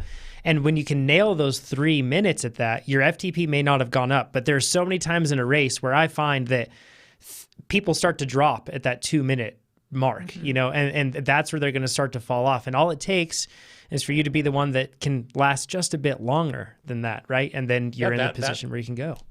That type of improvement is basically hardening the warrior's mentality. You may not change fitness at all, but you can extend it, extend that suffering by 30 seconds, which may not sound like a lot, but if you've ever been in the midst of that, it's a heck of a lot. It's a lot. It's a big differentiator. Yeah, there's a stretch of road that I used to use for my VO2 max efforts. And it was really interesting to me because I do between like 3 and 4 minute efforts, depending on where I was in the season, right? And as I was using the same stretch of road, I learned to identify certain landmarks, like that's about 30 seconds ahead, that's about a minute ahead.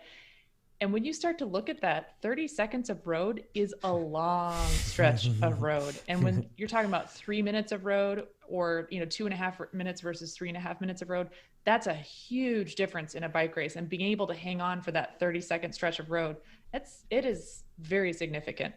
Yeah, I was going to say, how often does that happen inside of a climb where you get dropped 30 seconds from the top, and then the peloton goes and you're by yourself, and you either have to catch up by yourself, which can be hard, especially if you're by yourself, or because if they're jamming, then you got to go really, really hard, and a lot of times you're gone forever. Yeah. Right.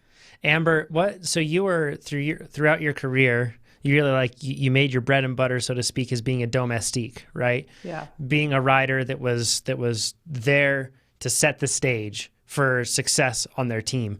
So in that regard, what was your power profile like? Like, were you always seeking to raise your FTP every year? What sort of distances or times, I should say, what sort of times are really relevant for you in your training? Repeatability is a big one, because a big part of my job is covering attacks. So if there's a flurry of attacks, I need to be going with every single one of those, and I can't let a single one escape. Early on in my career, I used to have this mantra in my head, I'm like the American Express. You can't leave the peloton without me. That's awesome. And that's hard. And that kind of repeatability is really tough. And being able to do that on different types of terrain too. So I was really, as a bigger rider, I think I did a really good job of being able to become an all-arounder so that I could be effective on a lot of different types of terrain, and surprisingly so pretty effective on climbs as well, for our climbers. But I would say I had a really, really good steady state, but I was one of those riders that could also have a good snap. Not a pure sprinter, but I could use my snap in order to create separation if I needed to, or to jump across a separation as I needed to. So yeah, the VO2 was a pretty critical, I feel like that's a really critical energy system or zone in order to get through those key selection points. Cause that's, as you said, it's really, really uncomfortable. So that's usually the spot where people around you are most likely to give up. And if you've been doing those efforts and you can hang in there for another 30 seconds, that is just like a superpower. Yeah. Before we get, very good point. Before we get too far away from it though, might I suggest a team name for your Cape Epic endeavor? Ooh. American Express. Oh, I like that. That's good, Chad. Mull it over. That's good. To that, Amber, that type of racing you're talking about, where you have a good snap and you can cover and repeat, that is the most annoying type of racer for breakaway people.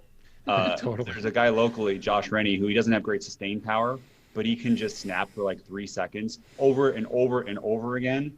And it is because you're always there. And then you just pull that person along. And did people ever get annoyed with you because you're covering them so much?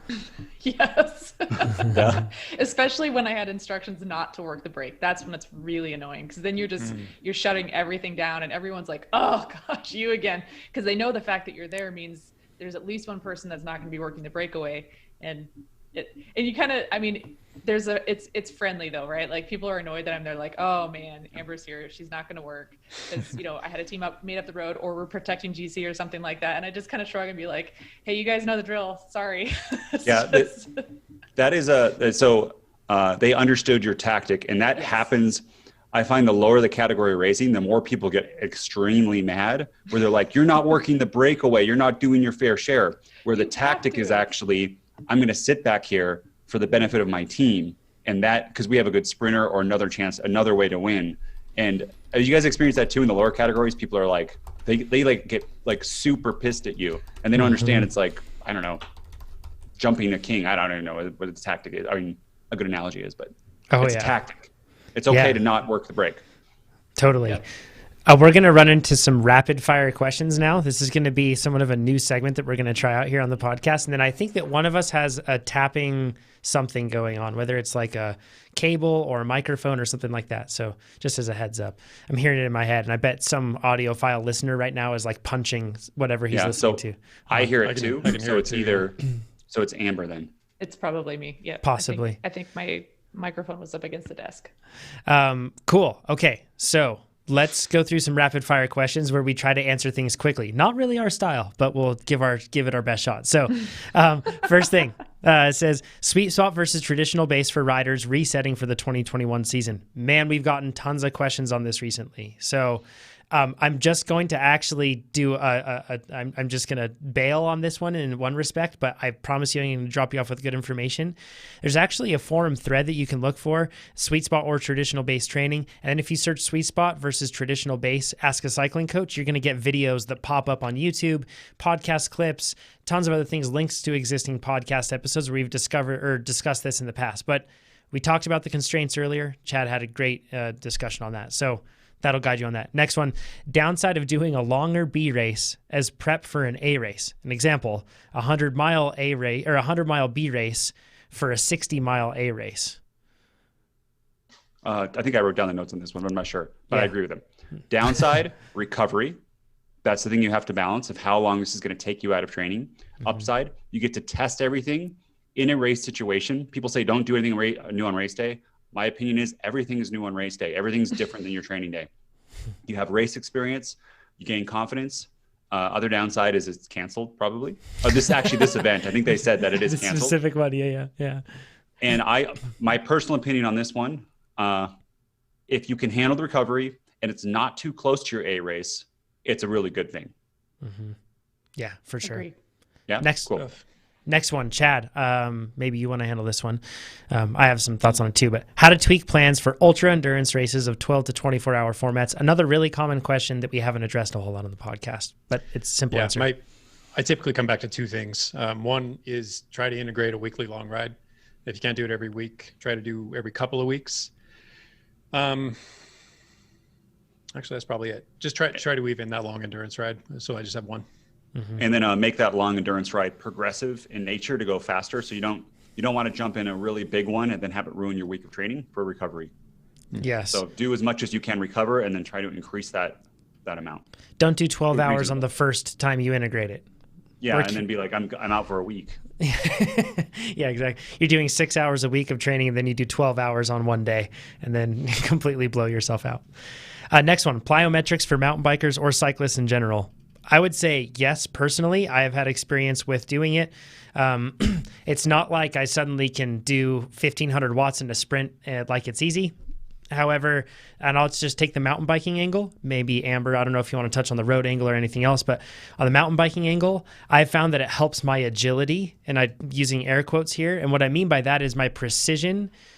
Because many times in mountain biking, it's a simple, what I call mantling. It's a simple move of your front tire onto something and your back tire onto something. You see this in cyclocross a lot. Stephen Hyde is incredible at doing this. Like, he's able to efficiently move up a climb where many others are stuck pedaling, and he uses his body weight and his strength to be able to move his bike actually from one portion to the next and just do a great job of it. But my precision goes up, and as a result, my fatigue drops down. I see technical obstacles, and it's just easy to be able to work my way through them as a result of that. I haven't measured any sort of power increases. Amber, have you noticed any benefit with that? Definitely. And for me, especially as regards the road, I have no data on how it affects sprint or anything like that, but I will say it's really, really beneficial for injury prevention, because the eccentric contraction of plyometrics is a very specific stressor on, for example, tendons and soft tissues. And that it's one of those things where you want to stress the tissues in a healthy way that triggers some growth and remodeling that helps to make those tendons and soft tissues stronger. So I think it's just a really healthy way of taking care of your joints as well. Mm-hmm. Mm-hmm. And there is evidence that supports the plyometric training, or really any type of reactive or explosive training. And all plyometric is something that involves the stretch shortening cycle. So if you're employing the elastic capability of your musculature, it's plyometrics, because you can do like a jump squat where you sink down and you leap up. that's explosive, but it's not necessarily plyometric. If, however, you rebound, so you sink down quickly and then you ride the elastic response back up so that it contributes to the contraction, that's what we're talking about with plyometrics. And it doesn't have to be done with weight. It can be entirely body weight too. But they have demonstrated that both with road sprinting, a lot of aspects of mountain biking, that the neural adaptation that you gain through this type of training improves your movement economy. Talked about that a little earlier. And also your reactive strength. So when something happens, your mind does not have time to process it, but your muscles know how to process it. That's basically what we're talking about with reactive strength. And plyometrics are super good at doing that. And then on the mountain bike side, having that explosivity is vital. If you don't have that, you're really limiting yourself, your potential performance as a mountain biker. Mm-hmm. For sure. Honey has spoken. Oh, fantastic. Good stuff. It is good. Yeah, absolutely. Okay, so quick thing to mention here. This is an update with with the Trainer Road calendar that is awesome. So for those that don't know, when you schedule workouts on your calendar, you can sync your Google Calendar and your Trainer Road account. So then, and other calendar services as well. And that way it'll actually push your workouts onto your normal calendar. So that way you can see them. But now an update to this is that you can schedule them at a specific time. So if you see when you add a workout onto your calendar, if you click on that, or when you drag it onto your calendar and you select it, it'll say what time if you want to. You don't have to schedule the time, but you can schedule it. And that way it will show up on your calendar at that specific time. So we've talked about training barriers and how they exist. And oh man, like consistency is overall the best thing. If more people can be consistent, they will be faster. That's probably the lowest hanging fruit. And this is a great way to make sure you do your workouts because they're scheduled at a specific time. That way the rest of your life doesn't get overlapped with that. And you can schedule around it. And something cool with this, Nate, is that you can also do this with group workouts too, right? Yes, exactly. So this button it's called Calendar Export. And if on the website, you click on account, on the left side, there is a link to it called Calendar Export. And what that does is you get a read-only view of your Trainer Road calendar. So then what we've added in group workouts is in the desktop app, and it's not fully integrated everywhere right now, although that is going to happen. In the desktop app, if you add a workout to your calendar, as of right now, this recording, if you have a workout already scheduled, you can't create it and switch it to a group workout, but that's on the list to do soon. You create a group workout, and then you can set the time, and then you get an RSVP link. You can put that link then anywhere. Someone clicks on it, and you know how many people are going to show up to your ride, which is really cool. And you can see where other people are going, and it makes it very clear about what time the ride is. And then if other people RSVP, it shows up on their calendar, and then both in Trainer Road and on their exported calendar, whatever ones they have synced, which is so cool. You've been doing this lately on your Instagram, tr.nate. People can go and check it out there. And you can actually see on YouTube below, you can see all of our Instagram and Strava handles down below here. So you can find us there. Lee Jonathan for me, Amber Malika. And we also have Chad is on Instagram. So, but he doesn't use it and doesn't post. Except for when Beers with Chad rolls around. So it's like a once in a lifetime eclipse when it happens. Yeah. If you want to do workouts with me, I'm doing all of them. I'm doing every single workout that I can as a group workout, and I'm trying to schedule ahead of time. And I'm trying to do a little mix of afternoon and morning for Europe and Australia. But do that. You can RSVP. It's super fun. And thanks everyone for going in with me, because I seriously think a group workout reduces the RPE by 5 to 10 watts. Just seeing other people struggling. And how I do it is, people always ask, are we going to talk this whole time? If it's sweet spot or above during the work intervals, there might be a little bit of talking, but normally I mute myself and I play like Spotify in the background. And I don't know what about it is, but just seeing other people there working, just like a spin class, right? You go to a spin class, or if you're on a climb, you're not actually talking on the climb, but it's somehow easier because people are around you experiencing the same suffering than if you were by yourself. So I appreciate it. And you're all doing me a favor by joining. And I jump in every once in a while too in Nate's workouts. It's fun. So I know we need Amber to jump in. Then I'll have a really popular. Yeah. Alex Wild actually was going to jump in yesterday's one, but I put it in too late. Yeah. So my dream is to have pros drop in once in a while. Yeah, I think he may be dropping in sometime soon, so it should be pretty cool. Which, by the way, he is actually going to be a semi-regular podcast guest now, which is really exciting. Even starting next week, he's going to be on the podcast with us here. So it'll be a blast. He is extremely data-driven and nerdy like all of us. He's just a perfect fit for all of it. he's a better form of me. That's my opinion. Like he's me, except better in everything. So I think there's a lot to learn from him that we haven't mined out of him yet. Absolutely. In fact, during the podcast, a lot of the time, he's like, ooh, like he'll send me a message after the podcast. He'll be like, Amber said this thing and it was so awesome. I was thinking we could add this into it too. You should mention that. So he always has points that he wants to add. So he'll be fantastic. I have another, well, I just had a feature idea, but I probably shouldn't say it live on air. Yeah, don't do that, Nate. To make calendars for better. There's another thing we haven't talked about, which I think is we should, because it's a little hilarious and a little worrisome. One, so overall we got new Trainer Road kits. These are for Trainer Road employees only. Last time we sold them, a lot of people said, hey, we want Trainer Road kits. Almost none of you bought them. Also, one thing on that too, these kits the ones we got are much more expensive than the other kits. Much more expensive. So it would be a lot more money to get these kits. And yeah, we don't want anything but the best. So if you were to buy something like that, we also wouldn't want to sell you a mediocre kit. We'd want it to be like the absolute best kit that you would use because it's faster, it's better fitting, it's cooler in the heat, all that stuff. So it'd be really expensive too. And there's no no drop shipping or anything like that. We have to hold inventory, and we are not a hard goods company. We're not good at that. And it's just, there's a whole bunch of international stuff. So I'm sorry. But first thing, Jonathan did a TikTok video on his IG Reels, which is very funny, doing a kit reveal. So go to his Instagram. It's on YouTube, and it's Lee Jonathan underscore Lee Jonathan. Lee Jonathan underscore at the end. Yes. Yeah. The second part, there are multiple levels of this kit. So this is a Quarry kit. There's bronze, silver, and gold. Our employees, we bought them for all the bike racers here. They all got silver, and it's a white top, very nice. We did this for cooling. Looks really clean and good, a very simple kit. The four of us got gold, correct? Mm-hmm. Yes. The gold kit, oh my God, oh my. It's next level. It is race cut. It is extremely tight. Extremely smaller than what it is. And with the white, it is extremely see-through. On my Instagram, I posted a picture. You can see my chest hair if I'm an Indy or an Audi, and it's not even wet yet.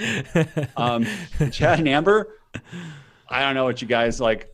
I have to never eat. Like I've already, for body comp, the picture that I have on Instagram, I am perfect lighting, perfectly still. I am flexing every bone in my body and muscle, I guess.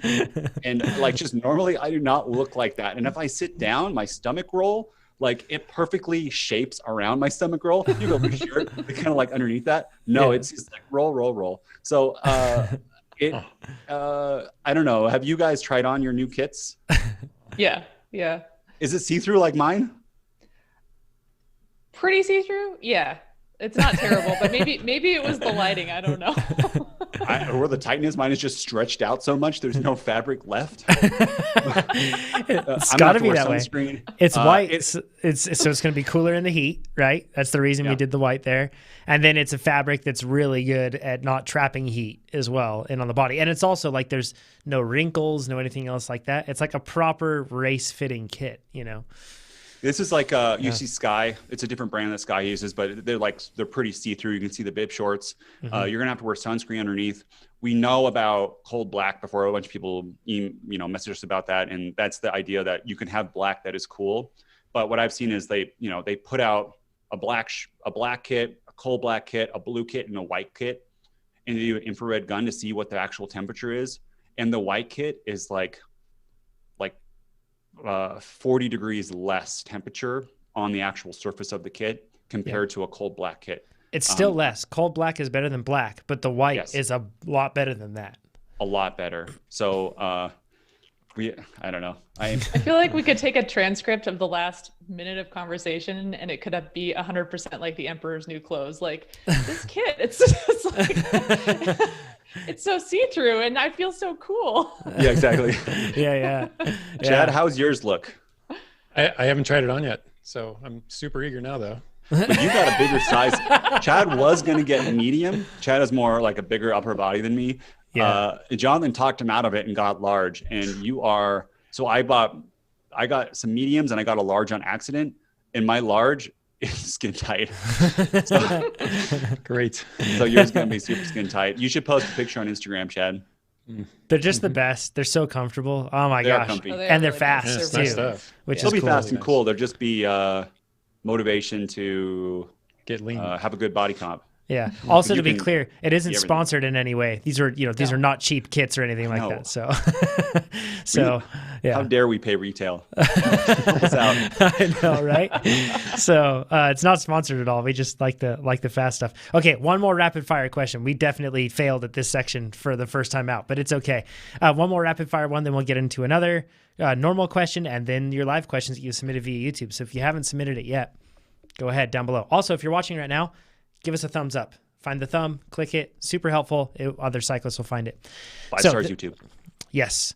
This says on iTunes. Yep. Says, okay, next one. I see both Coach Jonathan and I have signed up for the 2021 Single Track 6. Yes, I cannot wait. It's in late September next year. He says, I remember your tales of despair and destruction from your last time you tried to do it, particularly about how difficult and steep the trails are in the Kootenays.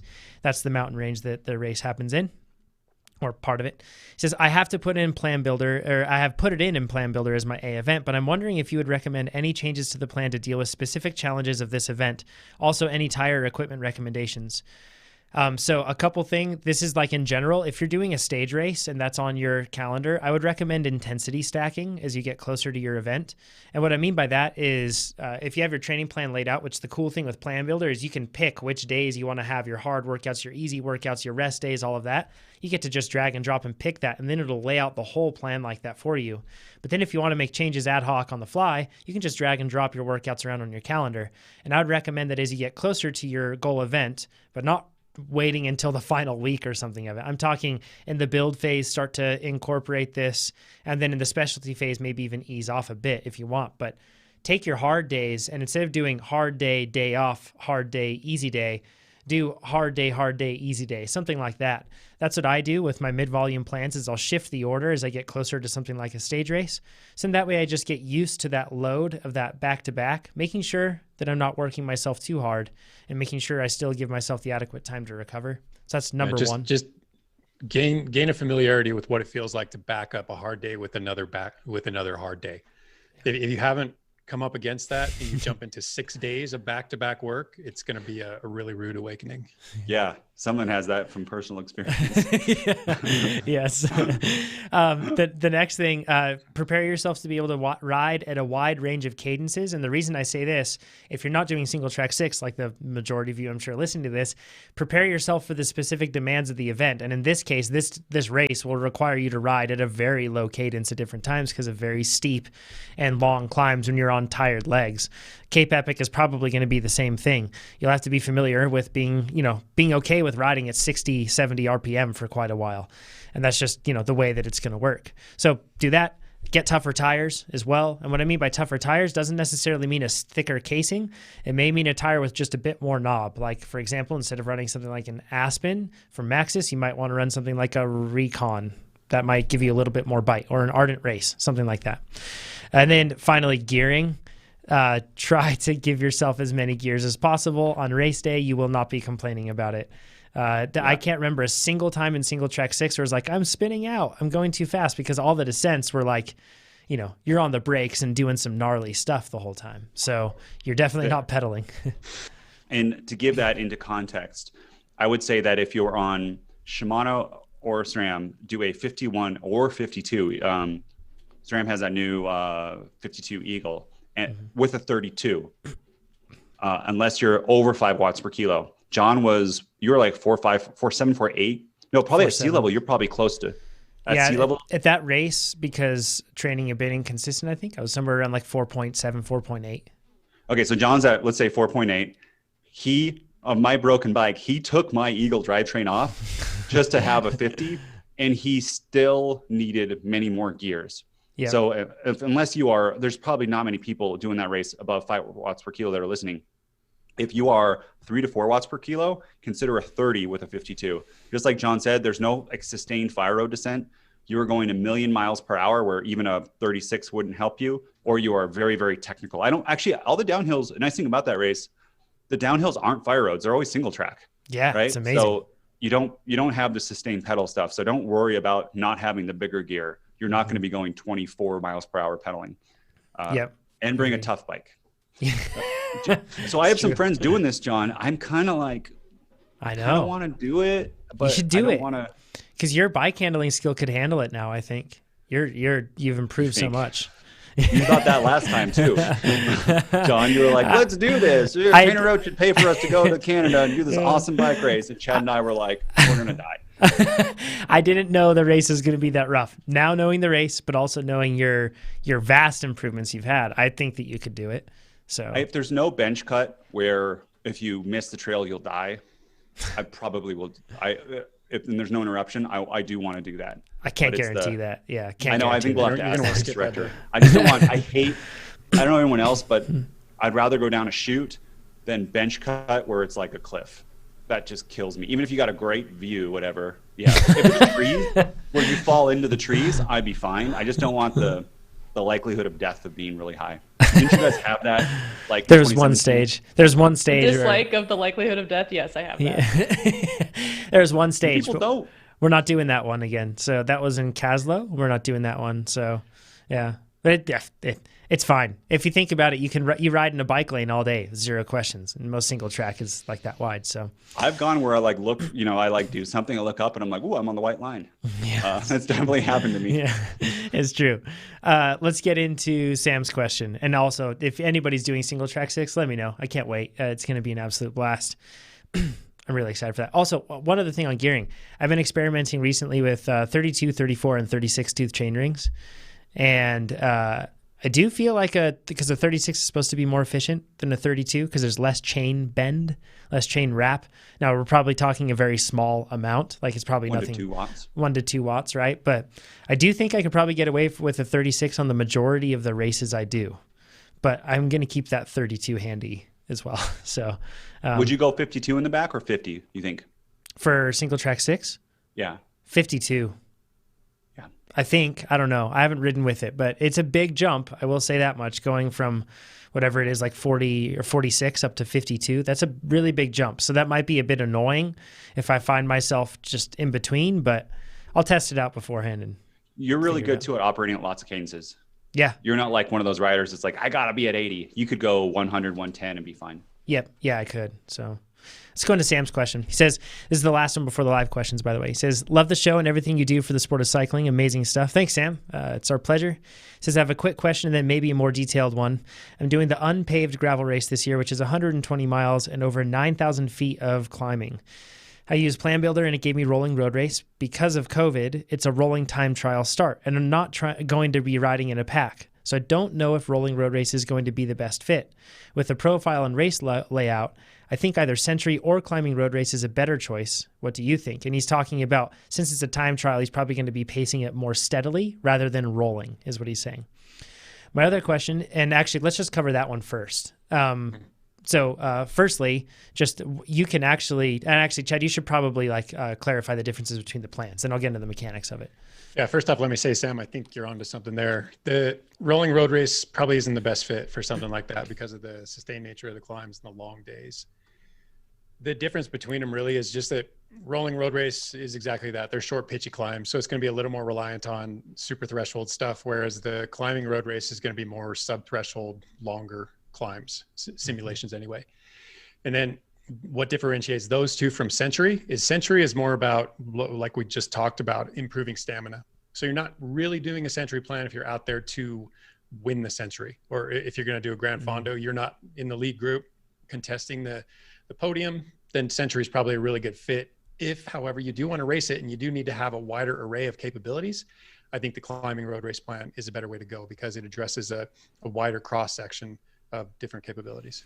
To pitch for the Century plan, I did the Century specialty plan before I got my 371. So people might think that it's like, oh, it's awesome at building stamina.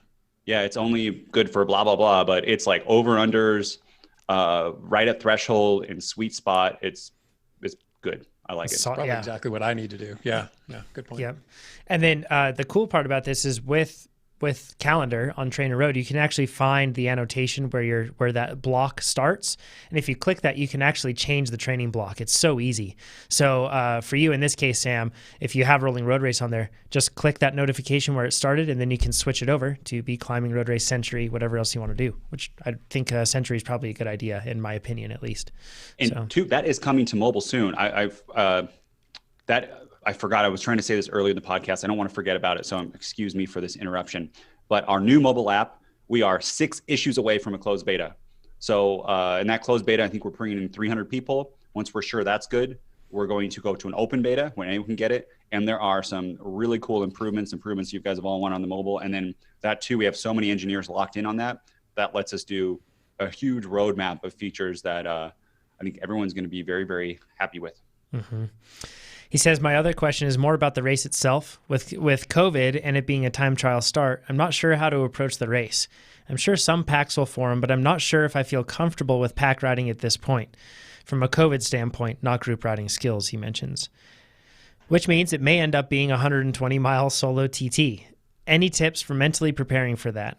He says, I've done some centuries as group rides, but my longest solo ride was around 60 miles. So what tips or pointers do you have for a really long solo day in the saddle? And actually, this is a good point because in our minds, we watch bike racing and we see a battle and we anticipate that that's what it'll be. But the majority of us, when we get into a race situation, these long races, you're just riding by yourself. And when you pass people, you're probably not, so you shouldn't ride with them just because of the fact that you're probably at different levels at that point in the race. That's just kind of how it goes. So it probably is going to be a somewhat solo affair, you know?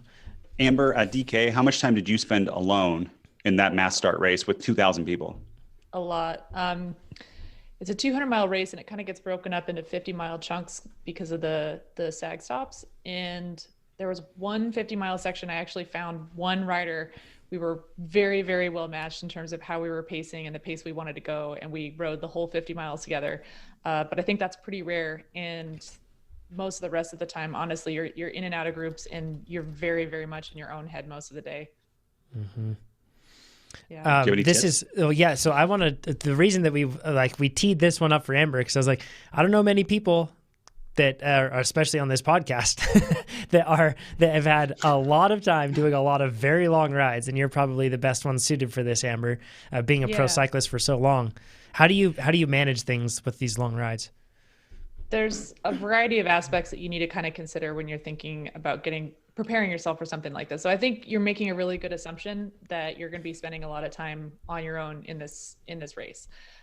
So I would work off from that assumption. And then if you get lucky and you find somebody who is, wants to ride the same pace and pace the same way that you do, all the better. But then that'll just sort of be the gravy. You want to make sure that you're covering your bases and making sure that you're going to be in a good spot if you need to do most of the ride yourself. So the first and biggest thing I would say with this is train yourself to be really great company for yourself. And that sounds kind of funny, but wherever you go, you're bringing your mind and your mindset with you. And so ask yourself is your head a nice place to be?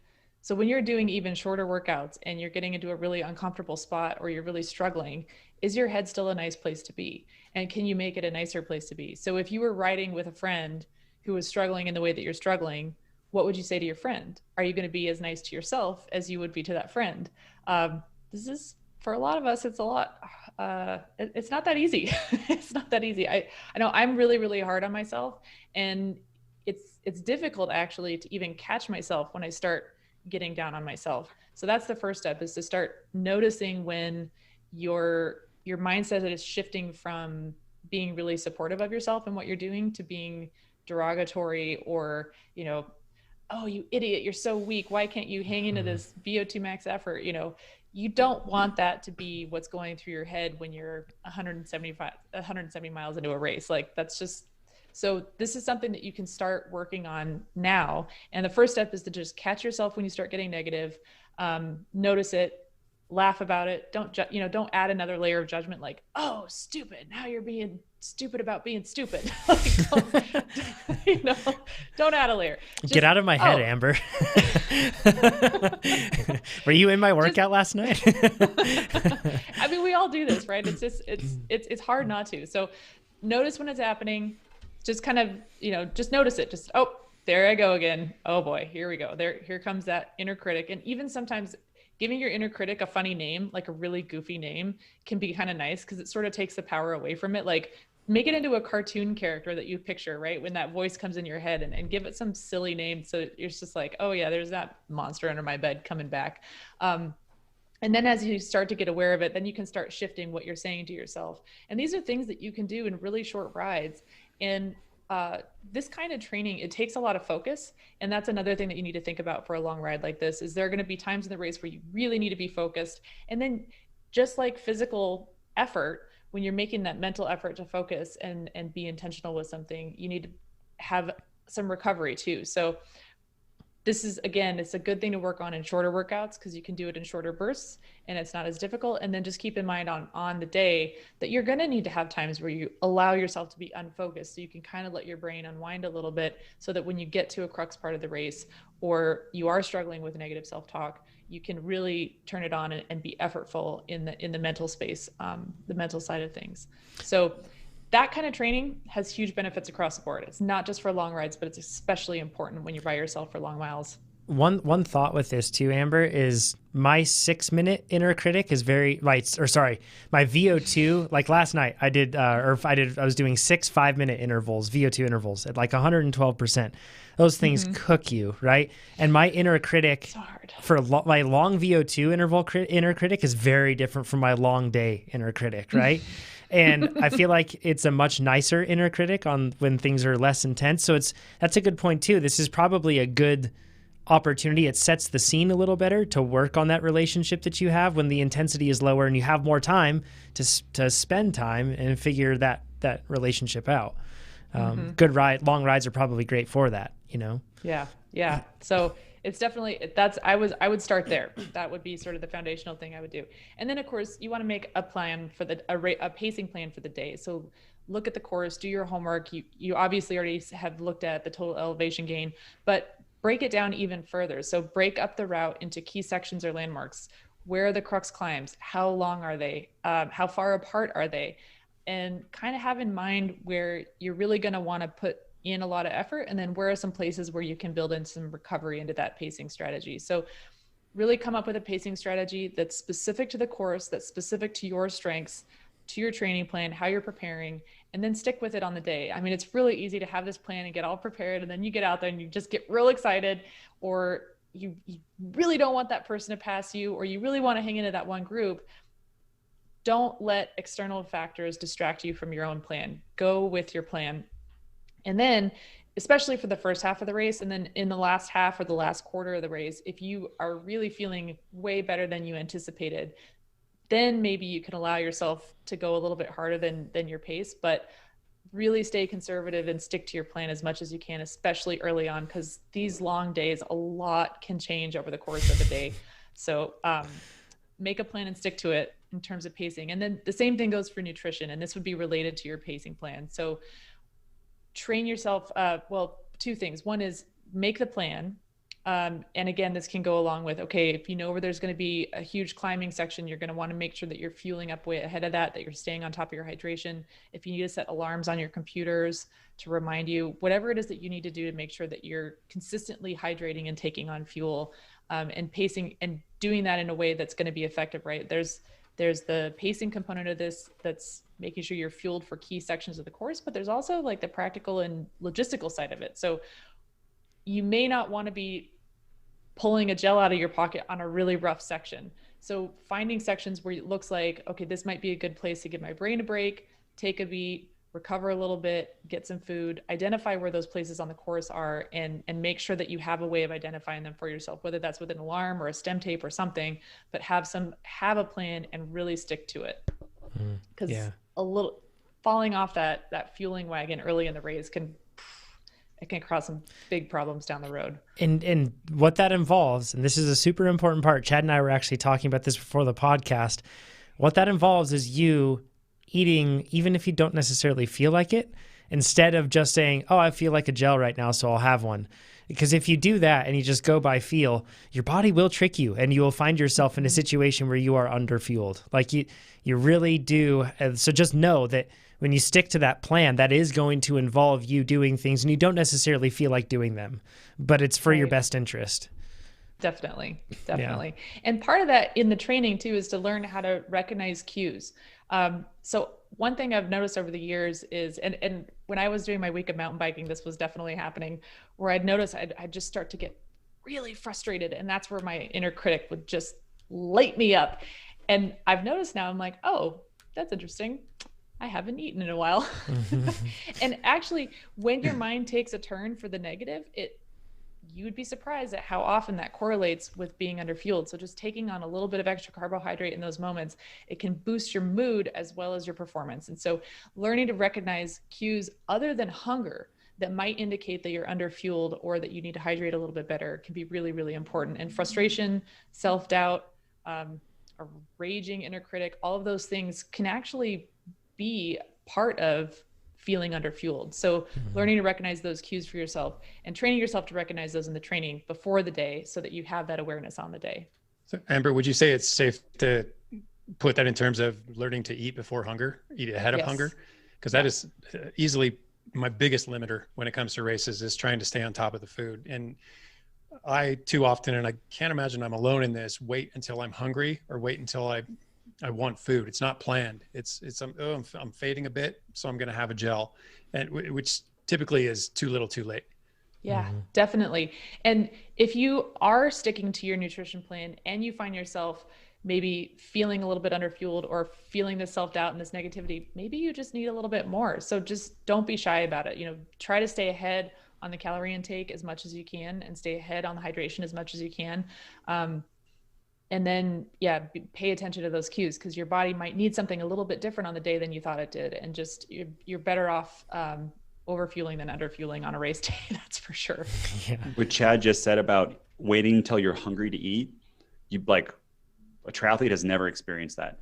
When you're like, my triathlon days, it was always, put into your head, have a timer, set it up, keep ahead, because as you get the half and full Ironman, if you waited till you were hungry, your race is over, or it's going to get not over, but you're no longer racing for your PR. And it is now going to be so hard because you can't catch up. It's about like a 120-mile ride. It's really hard to catch up. Your gut can't absorb it that fast. You can't just down 400 grams of carbs in an hour and absorb it and be like, oh, I made up for the last 4 hours, which is tough. Chad, you had something to say here.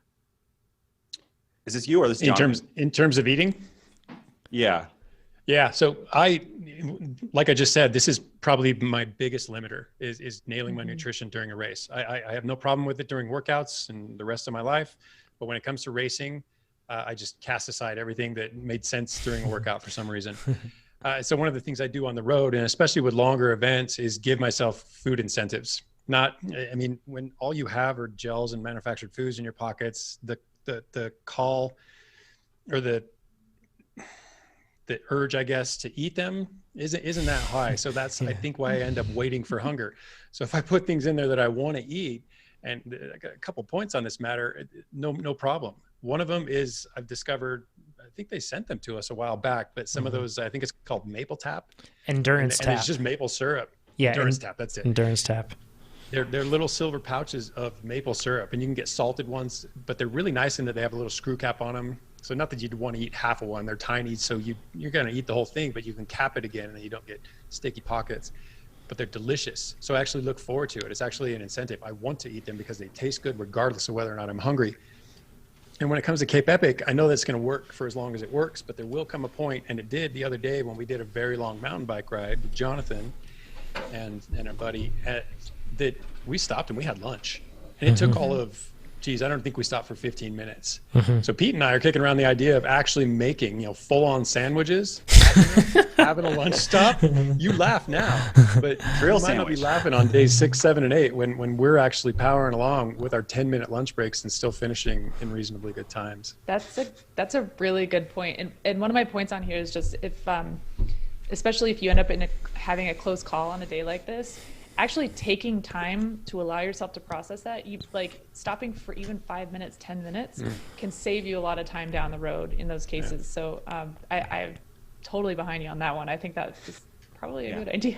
Awesome. I think it's a great idea. I think both teams, your team should stop for lunch break and have sandwiches. And Sophia and I will do 100 grams of carbs per hour and pace correctly, and we'll see who's faster. We'll see who has more fun. Winning is fun. That's That's true. Not above all else. Having a capacitive effort is fun. Knowing you went as fast as you can. Sure. Like I'm not gonna have fun there's at fun Cape to Epic it. just like dawdling around and doing a tail whip if I could do a tail whip. I think Pete mentioned this in the YouTube video. He said there are other measures of success, right? And that's just the thing, like the different outcomes. And I think it's clear that Team Thunder and Honey have a different measure of success that they're reaching for. Objectives have Any changed. flavors of fun. Amber, I wanted to. They didn't change. They just solidified. Yeah, there we go. I wanted to talk on or bring up a point on here where, because of the ebbs and flows of these long rides, you can really get yourself into like a pretty negative headspace on these long rides. How do you pull yourself out of it? Like what are tips there? It's not easy, but I think really just trying to keep a level head no matter what happens. One of the things that I always tell myself, and it's absolutely true, is no matter how you feel, it will pass. So if you feel amazing, it's going to pass. And if you feel terrible, it's going to pass. And you're just going to go through these ups and downs, especially on a really big, long day like that. Like you'll be super, super uncomfortable and you'll just think there's no way that I can keep going. And if you keep pedaling, it could be 30 seconds later, it could be 10 minutes later, maybe half hour later, and you're going to feel amazing. It's very weird, but I promise you, like, it does happen. And some of it is mindset, some of it's physiological, but just remember that no matter how you feel, it will pass, and just try to keep a level head no matter what happens. And these really, really long races, on one hand, there's more opportunity for bad luck and setbacks, but on the other hand, there's more buffer for bad luck and setbacks. So if you get a flat tire, if something happens, don't give up, because there's so much ground over which you can gain that time back if you need to. You really don't need to stress about it. So it's keeping a level head is really important. When I used to get nervous before bike races, and this is like before a road race, which would only be 3 or 4 hours, so not one of these huge mega days, but pretty long race, I'd start to get real nervous. And my husband David, he used to be a downhill ski racer, and his event was slalom. So in slalom, I mean, 1/100 of a second can make the difference in a race, and the races are literally seconds long. He would just laugh and he'd be like, "What are you worried about? You've got 3 hours to figure it out." So just keep that in mind. Like, you have time. So if you're feeling bad and you need to stop and you need to catch your breath and just eat something, it's okay. Know that might actually shore you up enough to make up that time down the road. But yeah, just be ready to embrace those ups and downs, and don't let the downs get you down, and don't put too much stock in the ups. Just be ready for anything. And so another way to say it too is, like, in a long race, everyone's going to feel bad at one point. The difference is how you react to it. Yes, exactly. Some people have a positive mindset like Amber, and some people, it just gets worse and worse and actually feeds into the bad performance. And so much of that is having a plan coming in. Because even if you have a plan and that plan is well executed and everything else, that doesn't mean that you aren't going to feel bad. You may very well still feel bad, but if you stick to that plan is your insurance against, or at least against, staying in that bad space, right? It's what'll pull you out. Because probably one of the worst things you can do when you feel bad is to be like, I'm going to stop eating. I'm going to stop drinking. I'm going to stop sticking to my very logically and well thought out plan that took months to develop. And instead, I'm just going to fly by the seat of the pants in my emotional state right now. That's probably the worst thing to do. Yet it is the default response in many cases, because we feel like everything is different than what we anticipated. But man, just remember, your plan is there to pull you out of tricky situations. It isn't there to be a perfect framework that you have to adhere to. It's there to be able to pull you through the event, through ups and downs.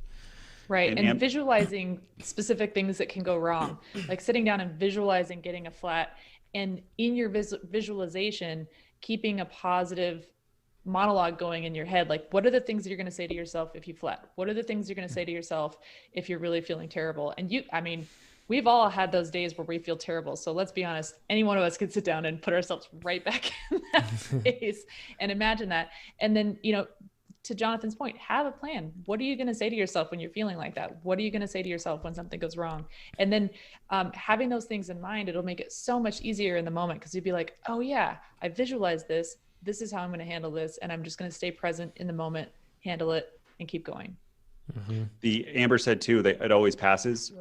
For Leadville, it took 30 days for me to feel better. So It did pass. It did pass. This was not one of those things where it got better as the race course got, or the finish line got closer. It got worse and worse and worse, and then it was bad for like an hour afterwards, and then I guess it was a little bit better. But what was the key thing that dropped off, like for you in that race?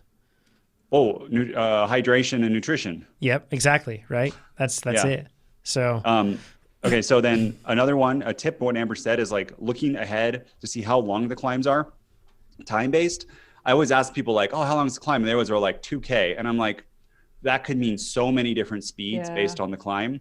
Like never tell me the distance. I want to know how long it takes you to do it. And a tip on this is in your local area, look about what percentage like you're off from the KOM.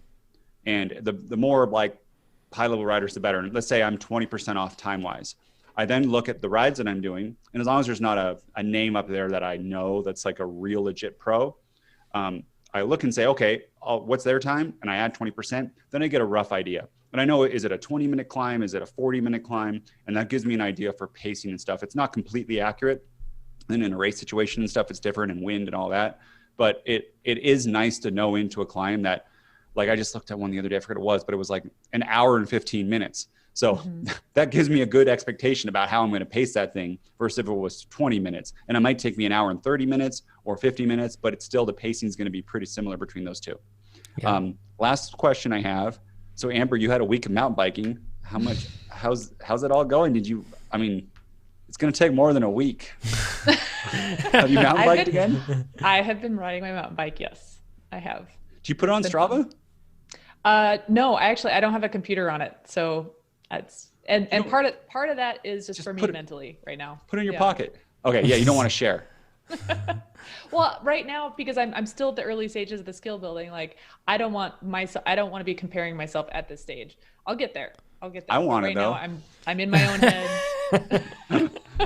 I want to know if I should freak out or not. Like if I should just go to North Star every day. Just freak out. That's okay. You should totally freak out. Yeah. Okay. You don't need a computer for that. I operate well at like a certain level of anxiety all the time in my life. It's a driving force. Too much and it's bad, but too little and nothing happens. Let's get into just a handful of live questions. We just have a few minutes left here. Actually, one from Roman here. He says, being Canadian, I have to ask you the most Canadian question ever. Is maple syrup a good alternative to commercial gels? Keep up the good work. Chad just mentioned Endurance Tap. Friend of the podcast, Ted King, has untapped maple as well. Yeah, absolutely. It can be a good alternative to it. Yep. So delicious too. Chad, too, with you talking about something that you want to eat, have you tried the hot flavored goo gels? Yeah. Yeah. As far as goo or really any gels, I can't deal with the texture anymore. I've broken that part of my taste. Have you tried the SAS gels? Because they're a completely different texture. Yeah, I use them a lot and I like them a lot too. They're just a little more bulky and the flavor of them is not the motivation I need to actually make me eat on a regular basis. Sure. Cool.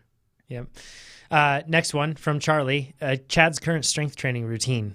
What is your current strength training routine, Chad? How has it changed? Perhaps is the best way to say it, but it's really simple. The exercises are cycling, but I just make sure that they're representing a push and a pull and basically a hinge and a squat. So the front side of the legs, back side of the legs, front side of the upper body, back side of the upper body. And then there's a vertical press and a vertical pull. So I'm either pushing something overhead or I'm doing a pull up. So as long as I cover those 6 components, somewhere within it, I try to weave in some rotation. But that's the gist of it. It can be anything. It could be kettlebells, barbells, dumbbells. It just has to be something that keeps me in about a 5 rep range. I don't want to be able to exceed 5. And then I just do 3 circuits of that. So the circuits take about 8 minutes. I seldom spend less or more than 30 minutes in the gym unless I'm lollygagging and chatting with Amaret. But the workout itself can be done in 25-ish minutes. And I don't leave it gassed because there's a lot of rest. When you're only doing sets of 5, it doesn't take you too long to get through it, which means you can add a fair amount of rest before you move on to the next thing. So it's not a metabolically taxing workout. I finish it and I feel like I could still do a bike workout that day. That's one thing to add. I'm glad that you mentioned the rotational part of it. I've noticed, so I've been doing, actually you can check him out on Instagram or on his website, Dialed Health, Derek Teal. He's a Train Road user too, and it's really cool to see. He's actually an ex-pro downhill racer. and a very good downhill racer. And I love watching the guy ride on a bike. That's why I try to ride with him when I can, just because it's like watching poetry in motion. It's a rare form of skill to watch. Chad knows. We rode with him recently the other day. Yep. Impressive. Yeah, but he's a strength coach specifically for cyclists, and he has these programs that I've been following online with that. And I've gotten to the point now where I'm integrating it's like basically a no equipment core routines. And as I've started incorporating more of the rotational exercises, I feel much more stable on my bike, on the mountain bike. And I think that there is a whole lot to the rotation aspect of being able to manage things. Yep. If you're only training in the frontal sagittal planes, if you're only doing those really familiar gym looking movements, you're robbing yourself of a lot of what you're going to need to do on a bicycle, especially on a mountain bike. Yeah. Mountain bike, cross bike in particular too, because that's so strength based because you're always, running out of it. So, oh yeah. Cross probably more than anything because you're on and off the bike so much. Yeah. And we get that question a lot too. Like, well, where's the strength coach? Go check him out, Dialed Health on Instagram. He's got really good resources too that he's always sharing on there. So, okay. Next one, we're just going to do a couple more here. This is a question that we've already answered this one, Jim, but he says, how would I know if my aerobic efficiency is improved other than in the lab? Really comes down to, are you able to complete more work, right? And are you able to do that with relative, I guess, similar feeling in terms of rate of perceived exertion or manageability, so to speak? Nate, you mentioned this in the sense that like you're now able to spend more time in sweet spot as you're getting back into training, and you're seeing that as an improvement, right? So correct. Okay, last one that we're going to ask here. Do you guys have any tips for doing 2 races? And guys and gals, y'all should say, by the way. Do y'all have any tips for doing 2 races in one day, specifically a short TT of 8 kilometers and a crit race with an overall classification at the end? Amber, this is your wheelhouse. You did a lot of this, I'm sure. Yeah, mentally prepare yourself. And I would just make sure you do a little bit of a cool down after the first one in nutrition. So make sure that your fuel, that's a big ask. It's a big energy ask of your body to do 2 high intensity efforts in a day. And a TT like that and a criterium are very high intensity efforts. So you're going to want to make sure that you're fueling really, really well. So make sure you have a great breakfast. You're fueling that first race. If the first race is the TT, make sure you're really fueling that well. Make sure you get a really good recovery drink right afterwards, so you're replenishing those glycogen stores as much as you can. And then really mentally give yourself a break as much as you possibly can between the races. So you probably don't have a lot of control over how much time you'll have between the races, but as much as you can, just try to mentally relax. If you just need to check out and watch a funny movie, that's a really great thing to do. It gets you out of your head, puts you in a good mood.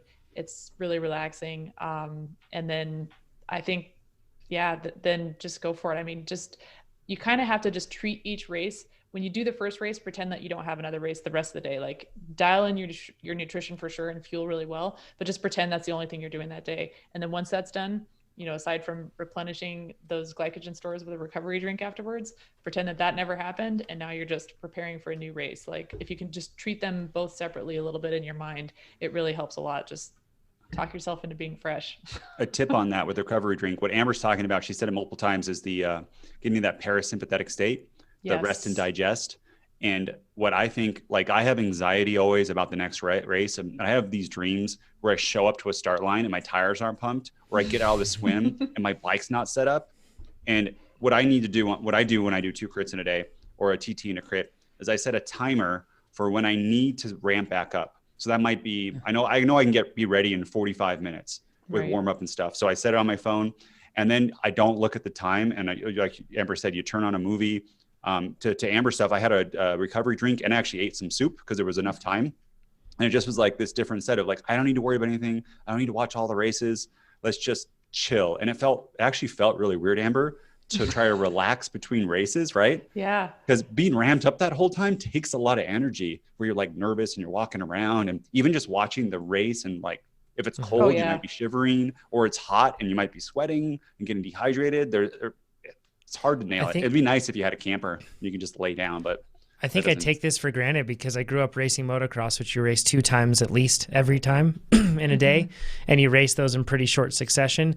And then on the other side, ski racing was the other thing I did. And in ski racing, you race 2 times as well. You do 2 runs down. So, but the big thing that I've learned throughout that whole process is just one step further on what you said, Nate, is even before the day before the race, I actually build backwards from the race start time from the second one. And I build out a specific outline of exactly a schedule of how my day is going to go. And then that way and then a person even asked me, what time are you going to get ready for that next race? I honestly don't know. And I don't care because I know that it's written down and I don't have to worry about it. And that way I just can keep my mind completely free from everything. And you're never rushed. It's a good way to make sure that you're intentional throughout your day, that you also allow for mindfulness and to be separate from the chaos that you're experiencing. It's just so much better.